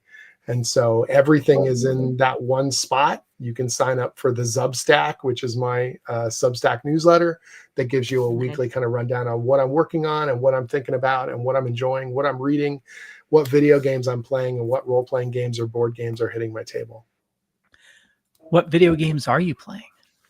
So my wife has fallen in deep on Cult of the Lamb. And so we've Me been sort of too. going through that on multiplayer, where she'll play through and do most of the management on the cult. I'd already finished the game previously, but now she's kind of got her own game going. And I'll jump in because they have a multiplayer option where I can literally play the goat, and I'll just pop in and help her kill a bunch of stuff on a dungeon or things like that, which has been a lot of fun. We started playing just on the weekend. There's this really neat, it's almost like it is like a digital board game. It's called Sunderfolk. And so you actually play on your PlayStation or on your computer, but then you use your phone as your controller. And I thought it was just going to be gimmicky, but it's actually really good. And it feels like playing a digital board game with a deck of cards and all sorts of fun stuff. We really enjoyed that. I just played an indie game. It came out years ago, but I think I must have grabbed it on a Steam sale, and I finally installed it. It's called What Remains of Edith Finch, and it's like this weird, it's about 2.5 hours, the whole game, but you just explore this creepy old house and you find out the story of this funky old family, and it's all about loss and love and unsaid things before you die. And it's oddly touching and poignant and strange. 2.5 hours, you're done, and you'll feel like you got your money's worth because it's such an interesting, atmospheric, kind of trippy experience. That was a And if good one. people tell you that, video games can't be art, then they're wrong, and you can just point towards this. So those are a few of the most recent ones that I've been digging into. On the gaming front, I'm always playing a host of different board games and role-playing games. There's this tragic, wonderful role-playing game called Mothership that's basically sci-fi horror, but it's almost always a tragedy. And I've been running a few of those scenarios for my friends, and they are loving it. And it's, so that's one of the ones that has recently hit the table for us, and we've been having a ball. Nice. Do you do like Oblivion? The remaster just came out. I have not picked it up yet. One of the difficulties is just with my schedule, doing games where I've got that long kind of commitment. Like I would love to play, any of the Elder Scrolls stuff again. Obviously, I dug into them when they originally came out, but I know that way lies madness. That is tens of hours that I just don't have to put into it. So I'm trying to hit stuff that's on the shorter end of things, and then when I get through a whole spate of deadlines and then convention travel, hopefully I'll have some more time to kind of dig into some longer kind of stuff. But it can be tough. Like even when I was playing Baldur's Gate 3 for research, because I was doing a tie-in comic for the series, it was hard to find that time and to make sure you're hitting your deadline and somehow get that work-life balance figured out. And so it can be hard. Like, when my wife and I first started dating, we really enjoyed stuff like World of Warcraft and massive multiplayer games. But that kind of time commitment is just really, really difficult. One of my buddies, he and his kids have fallen in deep on Marvel Rivals. And he's like, you got to play. It's free. And I was like, oh, no. Not because I don't want to, and not because I don't think it's cool. But when Overwatch first came out, I fell in hard on that. And I was playing a lot.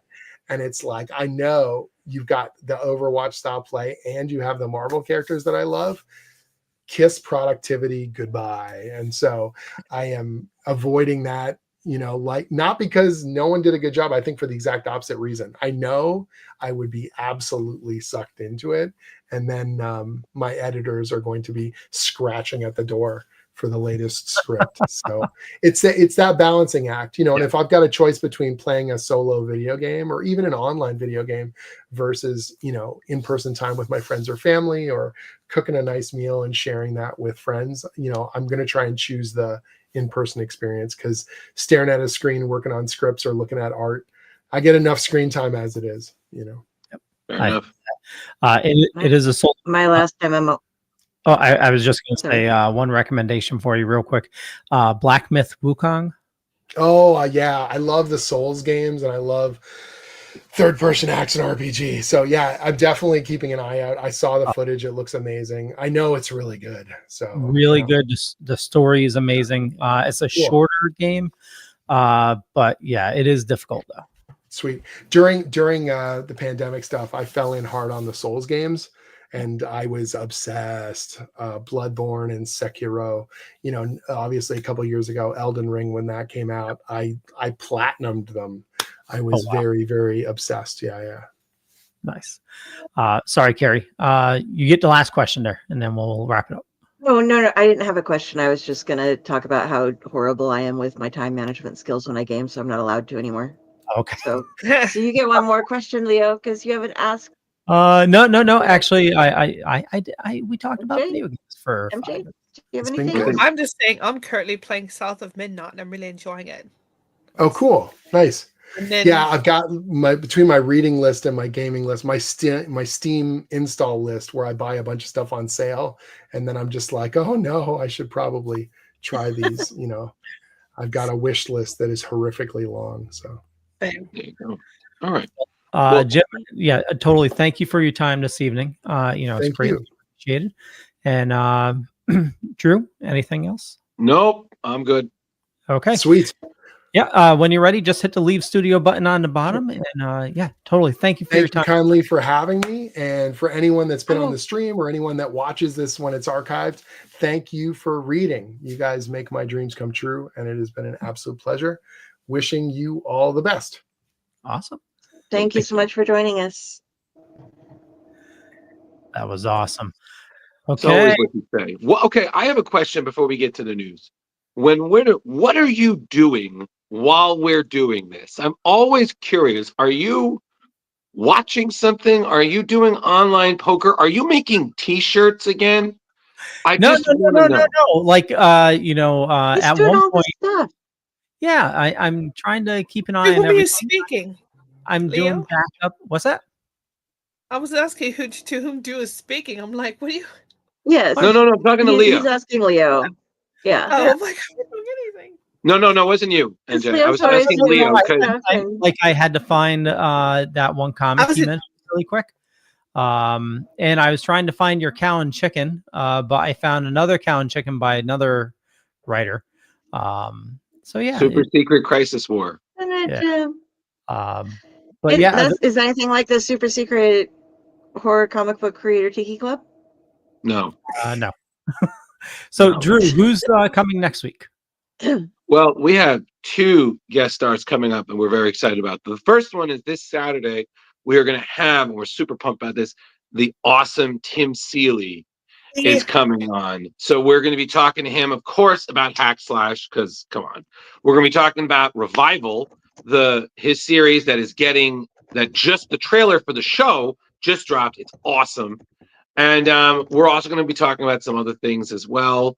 Some of his current work he's doing. He's just about to wrap up Rogue Savage Land. He just started Red Sonja versus Army of Darkness. And there's a bunch of other things happening. It's going to be super chill. We're very excited. And then the week after, we're planning on having Mr. Paul Jenkins on, who I would say he needs no introduction. He's been writing comics for quite a while. He did a notable arc on Hellblazer. He is credited as one of the co-creators of the Sentry, who is, we know, Bob from the Thunderbolts. He's also worked on some fantastic issues of Peter Parker Spider-Man, among a bunch of other things. We're supposed to have him on. We're super excited. And that's the 2 off the top of my head. Moving on, Leo. Push the button. All right, so there's no variant watch, so I think we should just go straight to the news. The news. I think we should do one more thing first, because today happens to be the 10th anniversary of the release of Harrow County issue 1. It's a lot of haints. Cullen Dunn with art by Mr. Tyler Crook. Leo, do you have the picture? Pulling it up. You threw a curveball. I'm like, boom. But yeah, so we have had now 10 years, and they're just coming out. I just got the big super box, and they've come out with another trade paperback of all of the combined editions. And it is just a wonderful, wonderful Southern Gothic horror book that if you have not read this, guys, come on. You gotta go check it out. It's got all the haints, it's got the skinned boy, it's got just this really great vibe to it. I haven't found anybody who's read it who hasn't liked it. You know, there's a cult around it, I think. I'm not positive. I might There's a just be cult totally around making it. that up. Okay. I started one. There's just me and Wow. Radtasker at the moment. But, you know, I mean, you got to start somewhere. I join. I'll totally join. Okay. Yeah, and But that book you can pick up at your local library as well. If yes, you can. yeah. They have library Wow. editions. You don't even have to pay to read it. But you Very can cool. pay, and then you can lug around a 10.5-pound book on your back to have Cullen sign it at a convention if you really Again. want to. These are the choices you make. I do, and I do not regret them. Oh no, It's a absolutely struggle, but I push on through, and I'm like, yes, you know what? That got me a couple of extra minutes of peak time on my Fitbit. So there we Yeah. go. But I bet you are regretting not naming Sam and Diane. Stop it. I didn't want to bring this. Hold on. I don't know how many people No. don't get that, because like I'm surprised Drew got that. So I just have to say, Why is that surprising that I got that? Because you had to be watching like reruns of reruns to get that. Like Leo and I are the right age. yeah, to, It's still like, the same show. that came out when we were. yeah, I I just watched didn't realize it was a rerunnable show. It is a rerunnable show, and it's the same thing. Like when MJ referenced Jack and Diane, I was like, two kids living in the promised land. I know what that is. Okay, so okay, My dad was, listen. he literally Don't that was doubt the one of knowledge, In the man. promised land. So his story about Jack and Diane. Diane. No. Little ditty. So my father, who was very, because I play violin, my brother, he plays piano, he sings, like, so music was a big part. So I'm like, we're waiting for him. Like, how bad is Dad going to make this? And he never disappointed. They got worse. Sounds like Dad. So just to say real quick with Jim saying like his gizzards was multidimensional, Cheers could be that too, because the TV show. Totally. No, well, Can we not? Hold on, just let me get this out really quick. Because Cheers, when you watch it on TV, and then you go to the actual Cheers in Boston, it's totally different. Yes, Totally different. I've been there. I know that. It's true. Yeah, same here. Same here. It was still a delicious burger. So. Oh, I had a beer at the bar. Well, of course you had a beer at the bar. I played Norm for today. Oh God, when I was younger, my dad was the norm of like two different bars, one of which I worked at, and it would be like he'd walk in and it would be like Kurt. He had his chair, the thing he'd buy, everybody'd say hi. I once got introduced to everybody when he was on a particular rampage, and it's like, everybody, this is my daughter Carrie. Carrie, this is everybody. Carrie. You look at her, talk to her, or touch her, I'll fucking kill you. And he's like introducing me to people that I hang out with and go drinking with, even though, and I'm just like, oh my God, this is my dad. That's great. So, sorry. Moving on.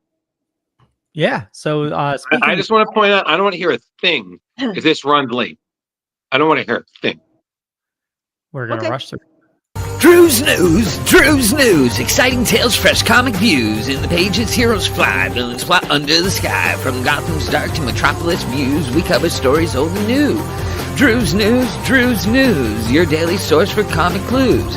Join the fun, it's a heroic cruise in the world of Drew's Comic News. Not gonna crush their souls. Feeling the burn. Hate you all. Oh God. Hi, MJ. Hi.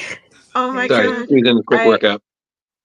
I love how last week they were like, it's your son. And I'm like, that's actually him superimposed on Steve. But that's hysterical. They thought it was like literally. What do we have for news? That's what your son's gonna look like. You degenerate. All right, Leo, this is you. Well, we need to make sure we get at least a couple get outs, Okay. Fuck off. If this turns out to new be one. If this turns out to be half as good as the movie, we're in for a treat.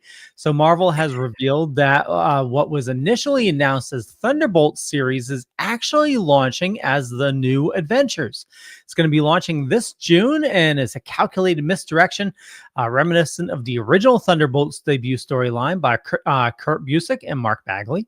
Mm-hmm. So this new series is written by Sam Humphries, and he's known for his work on Uncanny X-Force, psychological exploration in Nightwing, alongside artist Tan Lima, and represents a title change that appears to mirror elements from the recent Thunderbolts movie, released while establishing a distinctly new roster. So this Thunderbolts team looks a lot different from the recent movie. The team includes Winter Soldier, Black Widow, Carnage, Hulk, Namor, Clea, and Wolverine. So it's a collection of anti-heroes, monarchs, and outright villains, and it's going to create a power dynamic that deliberately challenges what a traditional Avengers team looks like. Yep. So the inclusion of Carnage is especially notable, placing the serial killer alongside established heroes. It represents a large risk. So the approach draws deliberate parallels to Brian Michael Bendis and Dave Finch's seminal 2004 New Avengers run. And it similarly reconstructs the Avengers team with unexpected members.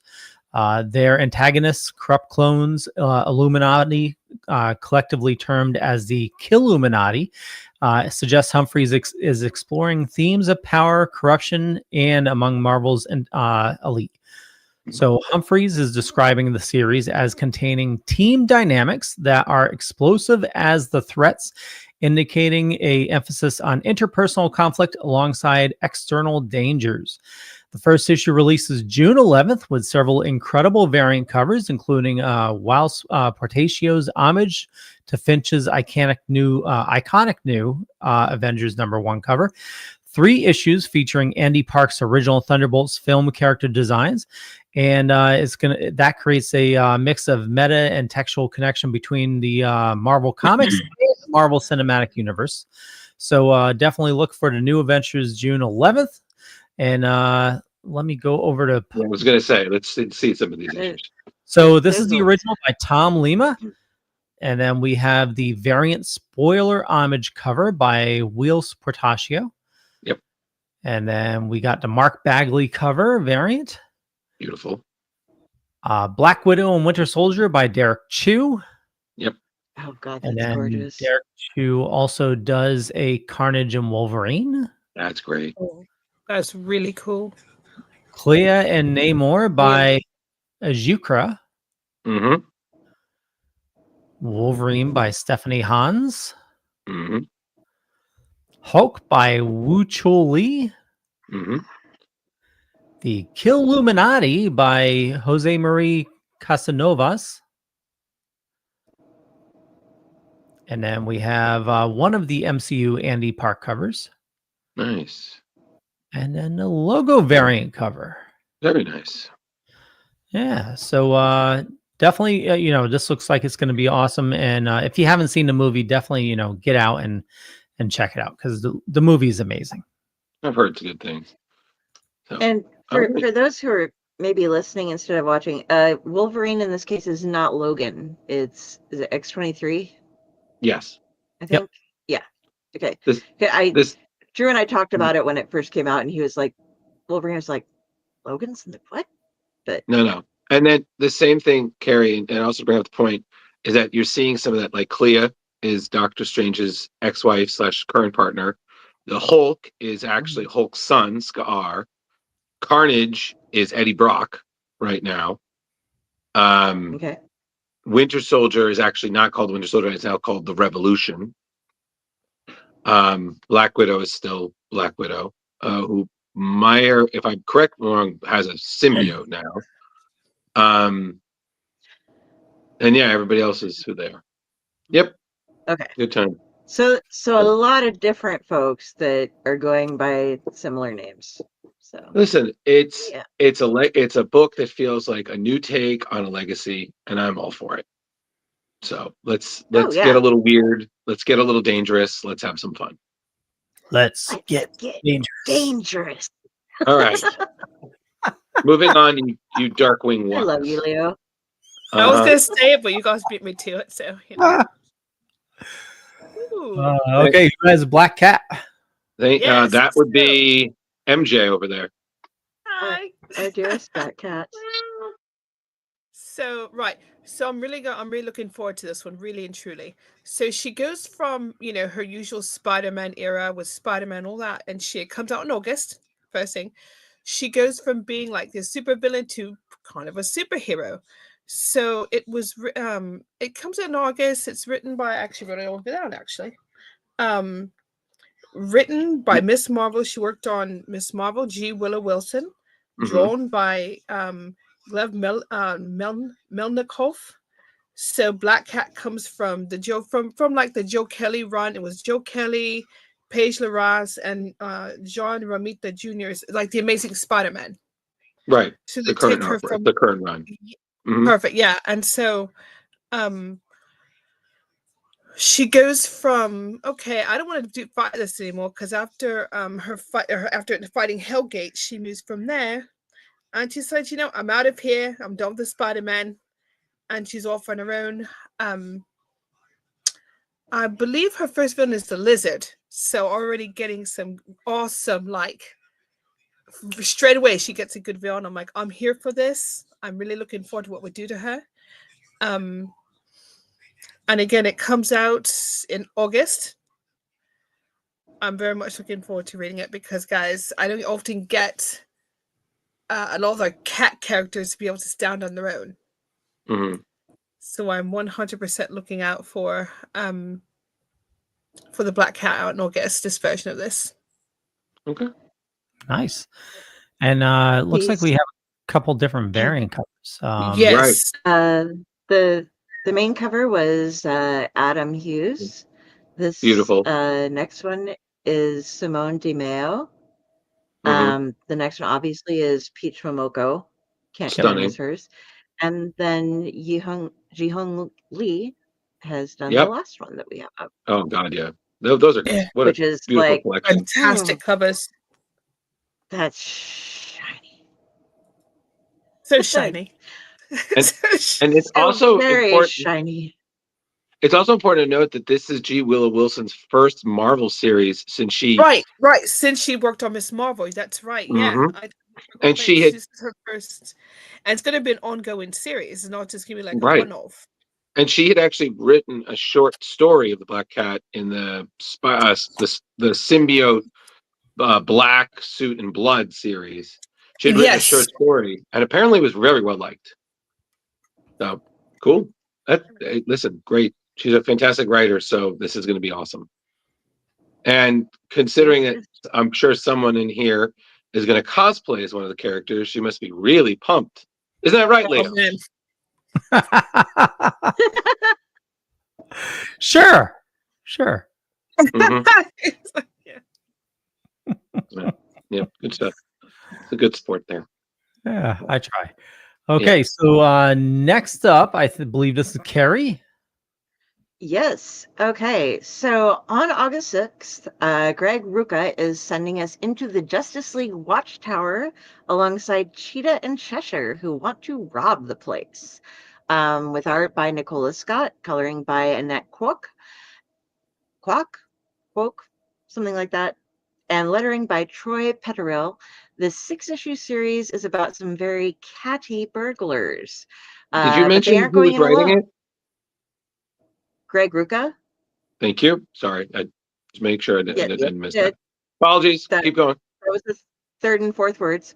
The 6-issue series is about some very catty burglars, but they aren't going to go in alone. They're going to recruit a team, none of which are really on the best of terms with the Justice League to begin with, and not so much with each other as well. What are they going after? We have no idea, but it's something that Cheetah can't let get away. So this is going to be a dramatic heist story loaded with a lot of fun along the way. The main cover is by Scott and Quoke, and it comes for $3.99. And then there's going to be cardstock and foil variants for $4.99 with variant covers by Gerald Perel and Leslie Lyanx Lee. Not much else has really been said about this other than like, oh, well, it's the Watchtower. It's difficult. The Justice League are kind of hard to get by, and these guys are going after it no matter what the cost. So it sounds like it should be we have no idea why, but damn it, it's going to happen. So they're doing it. But damn it, they're doing it. They're doing it. So let's see what happens when the Watchtower gets attacked by a group of not so super, well, some super somethings that aren't so much heroes trying to break in against AI and Batman and everything else. It'll be fun. If it's the cheetah, all you need is a laser pointer, and I mean, he's not wrong. He is not wrong. Yeah. Okay. First things first. You guys are all the same. Can Cheshire like smile and disappear, and then just like have the smile show up and like reappear? That would be the coolest power ever. Carrie, you got to read the characters to make these jokes. Just want to say that. I know nothing about these characters. I know. What? The main reason I chose them is because I was like, ooh, kitties. So kitties. But also, you guys are missing the most obvious reference of all. This is basically the Italian Job, but with Justice League. So it really is. 100%. So if any of these characters are driving a Mini Cooper, I'm done. That's all I'm going to say. I thought it was. Oh yeah. If I see a Mini Coupe, I'm like, I'm done. That was hilarious. Okay, is that really a European and British thing? Do they do that? There's just a shit ton of little Mini Coopers driving around, and you can walk over and like lift one.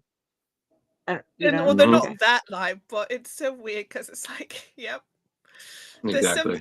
Some stereotypes exist for a reason. Okay, I'm just exactly. I mean, you take 4 absolute units at a Scottish bar. You go outside, you just pick one up and walk away with it.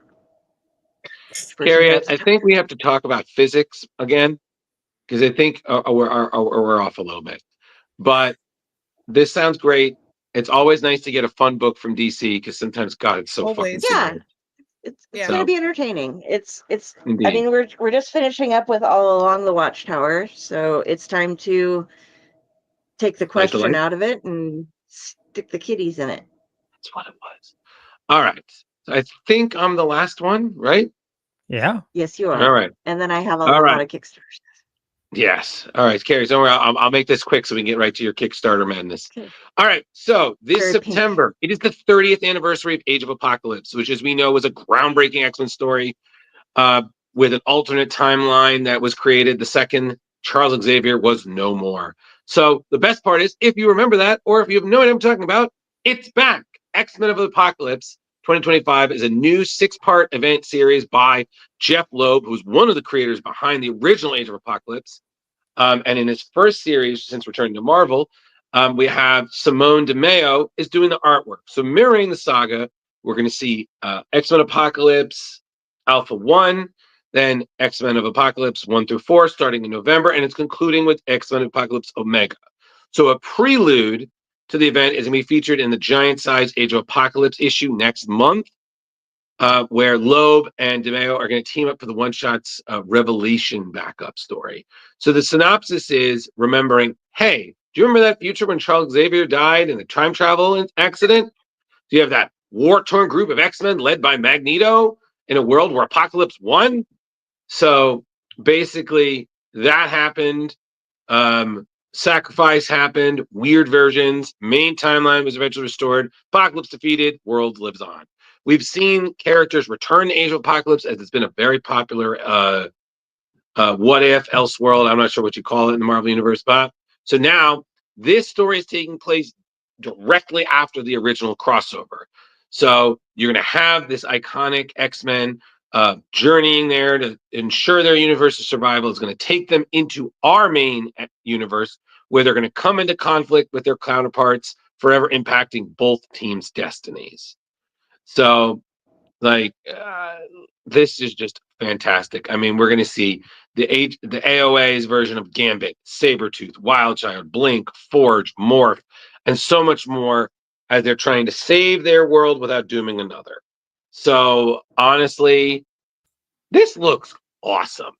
Yeah, it does. So I can't say anything more. I'm gonna let Simone DeMeo's fantastic artwork, covers, and everything speak for itself. But spend this money, yes, please. Let's go. Done. Awesome. It's drawn so pretty. Yeah.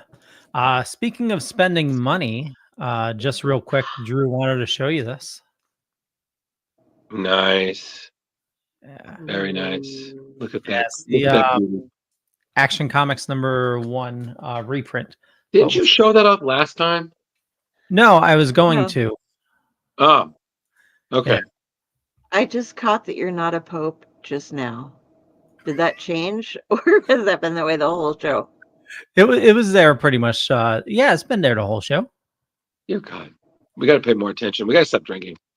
No. We're not going to do that. All Okay. right. Excuse Carrie. me. Shut up and take that money. All right. I'm ready.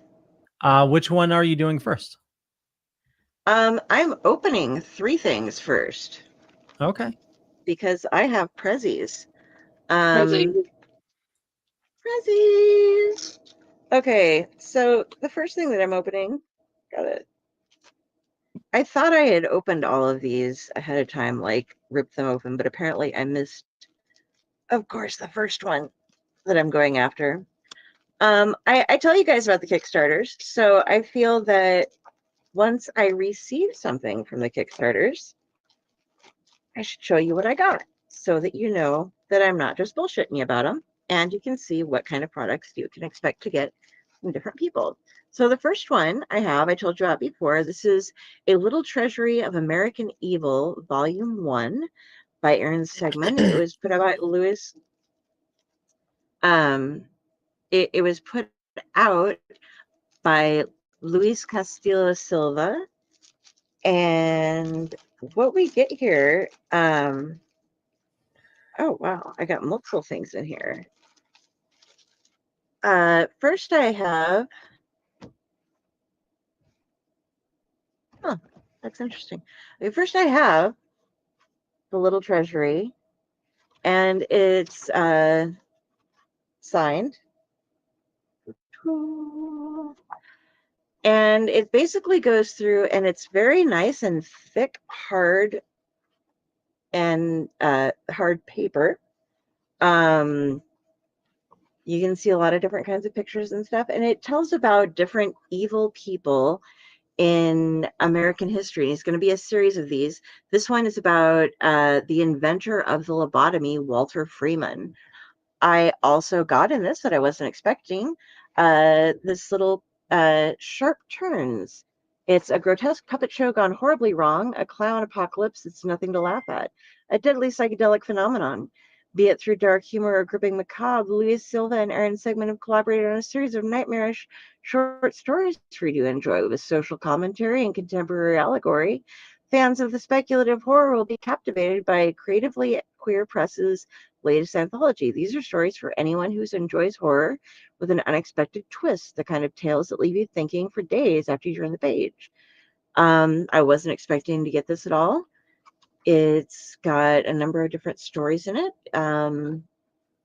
Looks like there's short little stories, and the illustrations are more kind of going along with the top of the stories. But this is something I wasn't expecting. And I also, with the purchase, and it was very cheap, got a digital copy included with that as well. So that was the first thing I wanted to show you. Next, we're moving on to this one's really quick. Wintermorn. This is an RPG zine put out by Outland Entertainment, written by Cullen Bunn and art by Jeffrey Moeller. It came with digital print as well, and this is what it looks like. So I have the screen up on one side. As you go through, you can read different parts about the RPG. They've illustrated different characters, different scenes, And a lot of what they do over at Outland Entertainment is going to be RPG based, but what they do is they make the RPG and they make novels about them, and they make, these are like the little, this is a system, how to do it, or different characters and how to put them into play. But they put out comic books that will give you an idea of how you can play the game, that include the characters and are different. They give you books, they give you the modules, they give you ideas to play by, and a whole lot of fun over there at Outland. And after that went through the Kickstarter, you can now also get it in digital print or an art print, signed and numbered on Outland's site. The last thing I have for you, this one's big. I talked to you before about The Defense and Daybreak, two separate, or Daybreak the Complete Series, sorry, two separate New Pain Pro Keith Champagne Kickstarters. And one was on BackerKit and one was on Kickstarter. And if you got them both, you got additional material. So this is a copy of The Defense that I got. This one showed up by itself, and there's something going on with, they had some shipping issues with some of the covers. So some of us got multiple things, and got a lot of stuff. Okay. So that was the first cover of The Defense. Then I got in this other box. Tell me if I'm missing this, guys, because I'm trying to show stuff. Another cover of The Defense. And because I got in early for Daybreak, the complete series,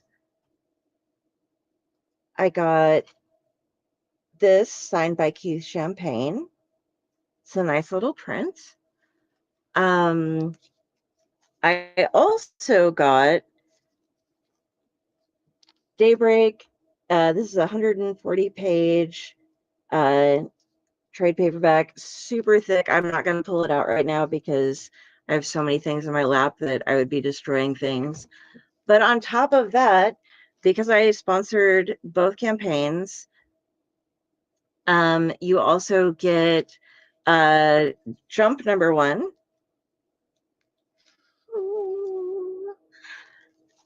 And Uncovered #1. And the official handbook of the New Pain universe.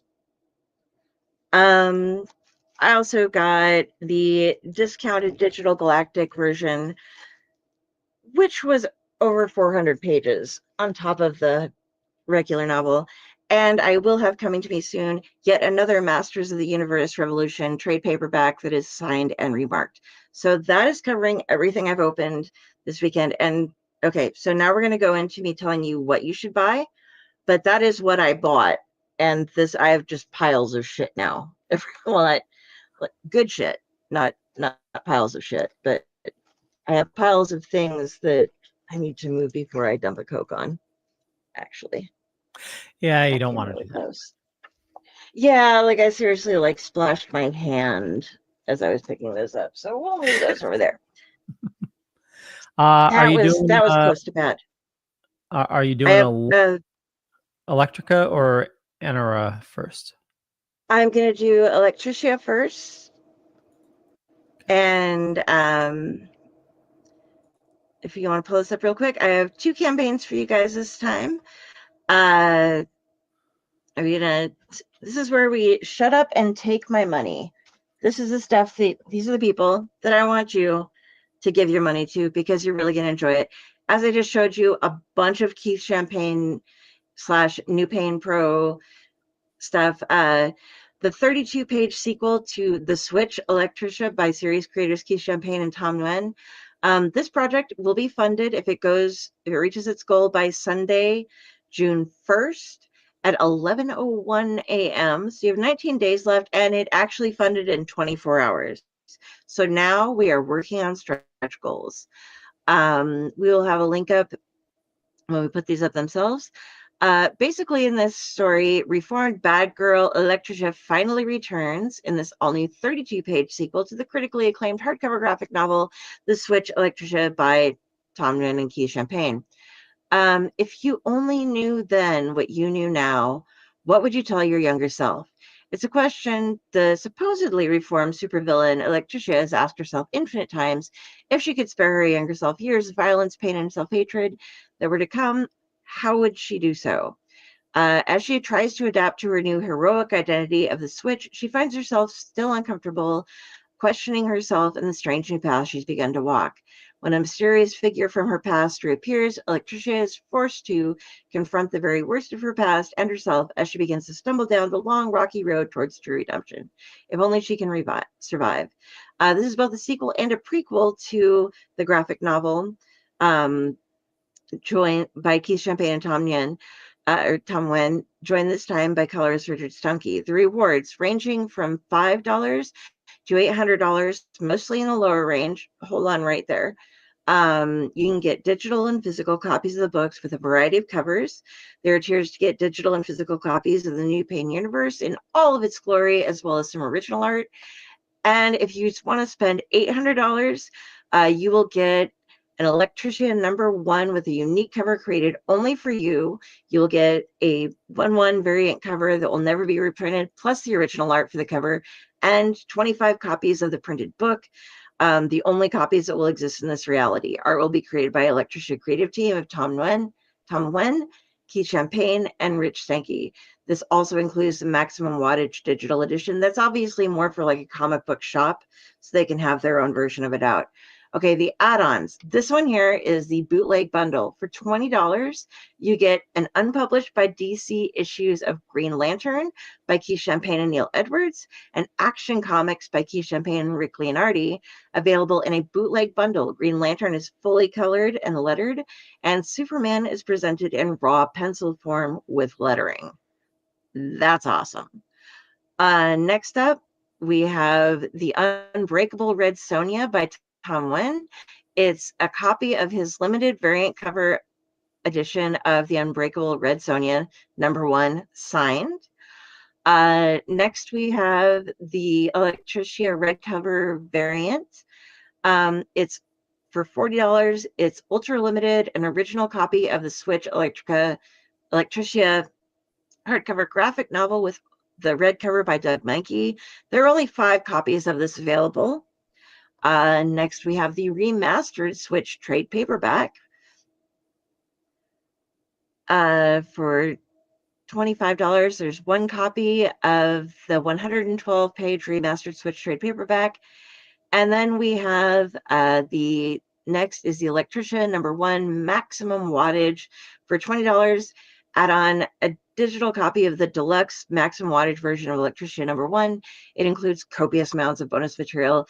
If it's anything like the last one, it went from being 140 pages to 400 pages. So expect things like scripts, background art, all the great stuff. Their stretch goal #1 has been hit. It hit $4,000, and they're going to be expanding the page count of Electricia #1 to add an 8-page Dr. Hate backup story by Atomic Tommy Denison and Tanner Ogle. And I'm going to make you go and look at the Kickstarter to check out the adorableness of the kitty sketches that we've been shown so far. And that is what I have to tell you about Electricia. It looks great. Everything I've gotten from them is high quality. It's going to be super fun. We love Keith Champagne. We love Tom Nguyen. We love New Pain. So go out, sign up. I signed up today. There are certain things where you're just like, well, I need that. They weren't released, and I need that. And then you're going to get the extras. I need that too. So Keith Champagne, besties, love your stuff. Fabulous. Next up, we're going to go back to Aaron Wroblewski, who we've had on the show a couple times. And I'm going to tell you about his latest comic, an Enra Kickstarter. It's basically The Last of Us meets Outbreak. It's a character-driven suspense, horror, and action comic. This will be funded in 17 days on Friday, May 30th at 9 p.m. Central. And Enra is a 16-issue contained storyline with a mix of pre- and post-apocalyptic horror. Each issue gives a glimpse of a terrifying future. We follow Survivor and his trusted companion, Sam, as they navigate a very different world. The main body of each issue follows Dr. Richard Moran and his team of doctors who struggle to understand and stop a deadly virus outbreak, the likes of which has never been seen before. It's super fun. It flips back and forth from past to future as you go through each storyline. And if you don't know what you're getting into, right off the bat, Erin has linked you a PDF on the Kickstarter page of the entire first issue, so you can see if this is what's up for you. All of the individual issues 1 through 7 and volume 1, which is issues 1 through 4, has been contained in a graphic novel, or a trade paperback, sorry, are 8 inches by 10.5 inches, so they're magazine size, a little extra for everybody. And as far as the rewards go, mostly in the range of $7 to $72. These include the digital and print editions of this, as well as catch-up bundles that include the individual comics, as well as the trade paperback of Volume 1, and some t-shirts that can go in with those as well. For between $99 to $399, there are limited chances to be in a panel, in the comic, or on the cover of another issue. And then if you want to go on next, there is a free comics bundle that everyone who pledges increases what comics are being released based on the number of backers. The add-ons include the digital and print issues of everything, and a $5 option to have all items signed by Erin. Go to the next one, and we have some metal trading cards and prints. These are all of the different ones that you can get. You can either spend certain for them as a trading card or a print. Going on, there's also, is there another slide there? Okay, yeah, those are the rest of the prints. And then past that, there are the t-shirts, pins, buttons, keychains, and a mutant bat plushie coming up in the end. Oh, yes, those are some more examples of the t-shirts you can get in some of the bundles. I just threw them in a random order because they're, ta-da! Mutant bat plushie. So yeah, really reasonable pricing. You get freebies as you go along, and you get to read the first one to check it out as you're going. So go check out this Kickstarter. It's super fun. I love Enra. I love Aaron Rablowski. He's got a bunch of different things out, and you can also pick up a bunch of new digital comics from writers that you might not have heard of before to check out and see what they have going on. So that covers Carrie's crowdfunding tonight. So real quick, not only is it a mutant bat plushie, it's a 30-inch tall mutant bat plushie. Say that 3 times fast. Yes. It's a 30-inch tall mutant bat. Yeah, I can't. I was going to be Nope, like, I can't do can it nail either. that. Nope, can't do it. Can't do it. Woohoo! MJ, can you do it? Can you try Absolutely not. it? Okay. Girl knows her strengths. She's like, nope. Well, since we are ending on a good time, I'm going to do a little show and tell myself really quick. Okay. Really quick. Good. Really I'm quick. excited. I love to see Leo things. Okay. So Leo I gets showed fun you. stuff. I showed you the Dan Mora. Mhm. Let's Yes. see. Oh, reprint of Transformers #1. Batman 614 foil. Nice. Ooh, turn that sideways so I can see the, like, It's the Hush. It's a Hush. It was one of the Hush covers. okay. Yeah. Jim Lee. I was just trying to check it out. Thank you. It looks so pretty. Action Comics foil. Hmm. Another Action Comics. Not foil. Not foil. Nope. Variant for Hush, the new one. Oh, another foil. Another Action Comics. You don't have to show dupes. Okay, variant cover from Batman Superman World's Finest #7. Oh, Hush foil. Nice. I think that's the Jim Lee cover. Mm-hmm. Another Hush variant. Mm. Regular Jim Lee non-foil. Blank one. Star Wars foil variant. Another blank one. That was completely. Are you sure you didn't just throw us the board? No. I flipped it over. Another Hush. I got a bunch of Hush. Yeah, I'm noticing. Ooh, Liber Mijo Hush. Nice. Long Halloween. Long Halloween. Long Halloween. Yeah, got it. Long Halloween. Long Halloween. Oh, this was Ashcan Hush. Nice. Ooh. And another Hush. Mhm. No idea why Batman's playing basketball in this Hush. With spikes. Just slam dunk. Is he gonna pop the ball? And then another Hush. So like all the variant covers from Hush. I was going to say, so literally you took 5 minutes to show that you bought every Hattush variant. Yes. I'm proud of you, Leo. I'm very proud. You only It had wasn't 42 two covers, dupes of so, multiple things. You know, Yes. Yeah, actually there were a couple other So this- duplicates, but I didn't show them. all my stuff is like voice actor autographs and artwork. it's fine. You know what? No, I'm not. You know what? I'm not going to say anything. We're just going to end on a high note. Okay. I have some away in the in the upcoming weeks. Come on, so yeah, we'll get you some. Okay. Yeah.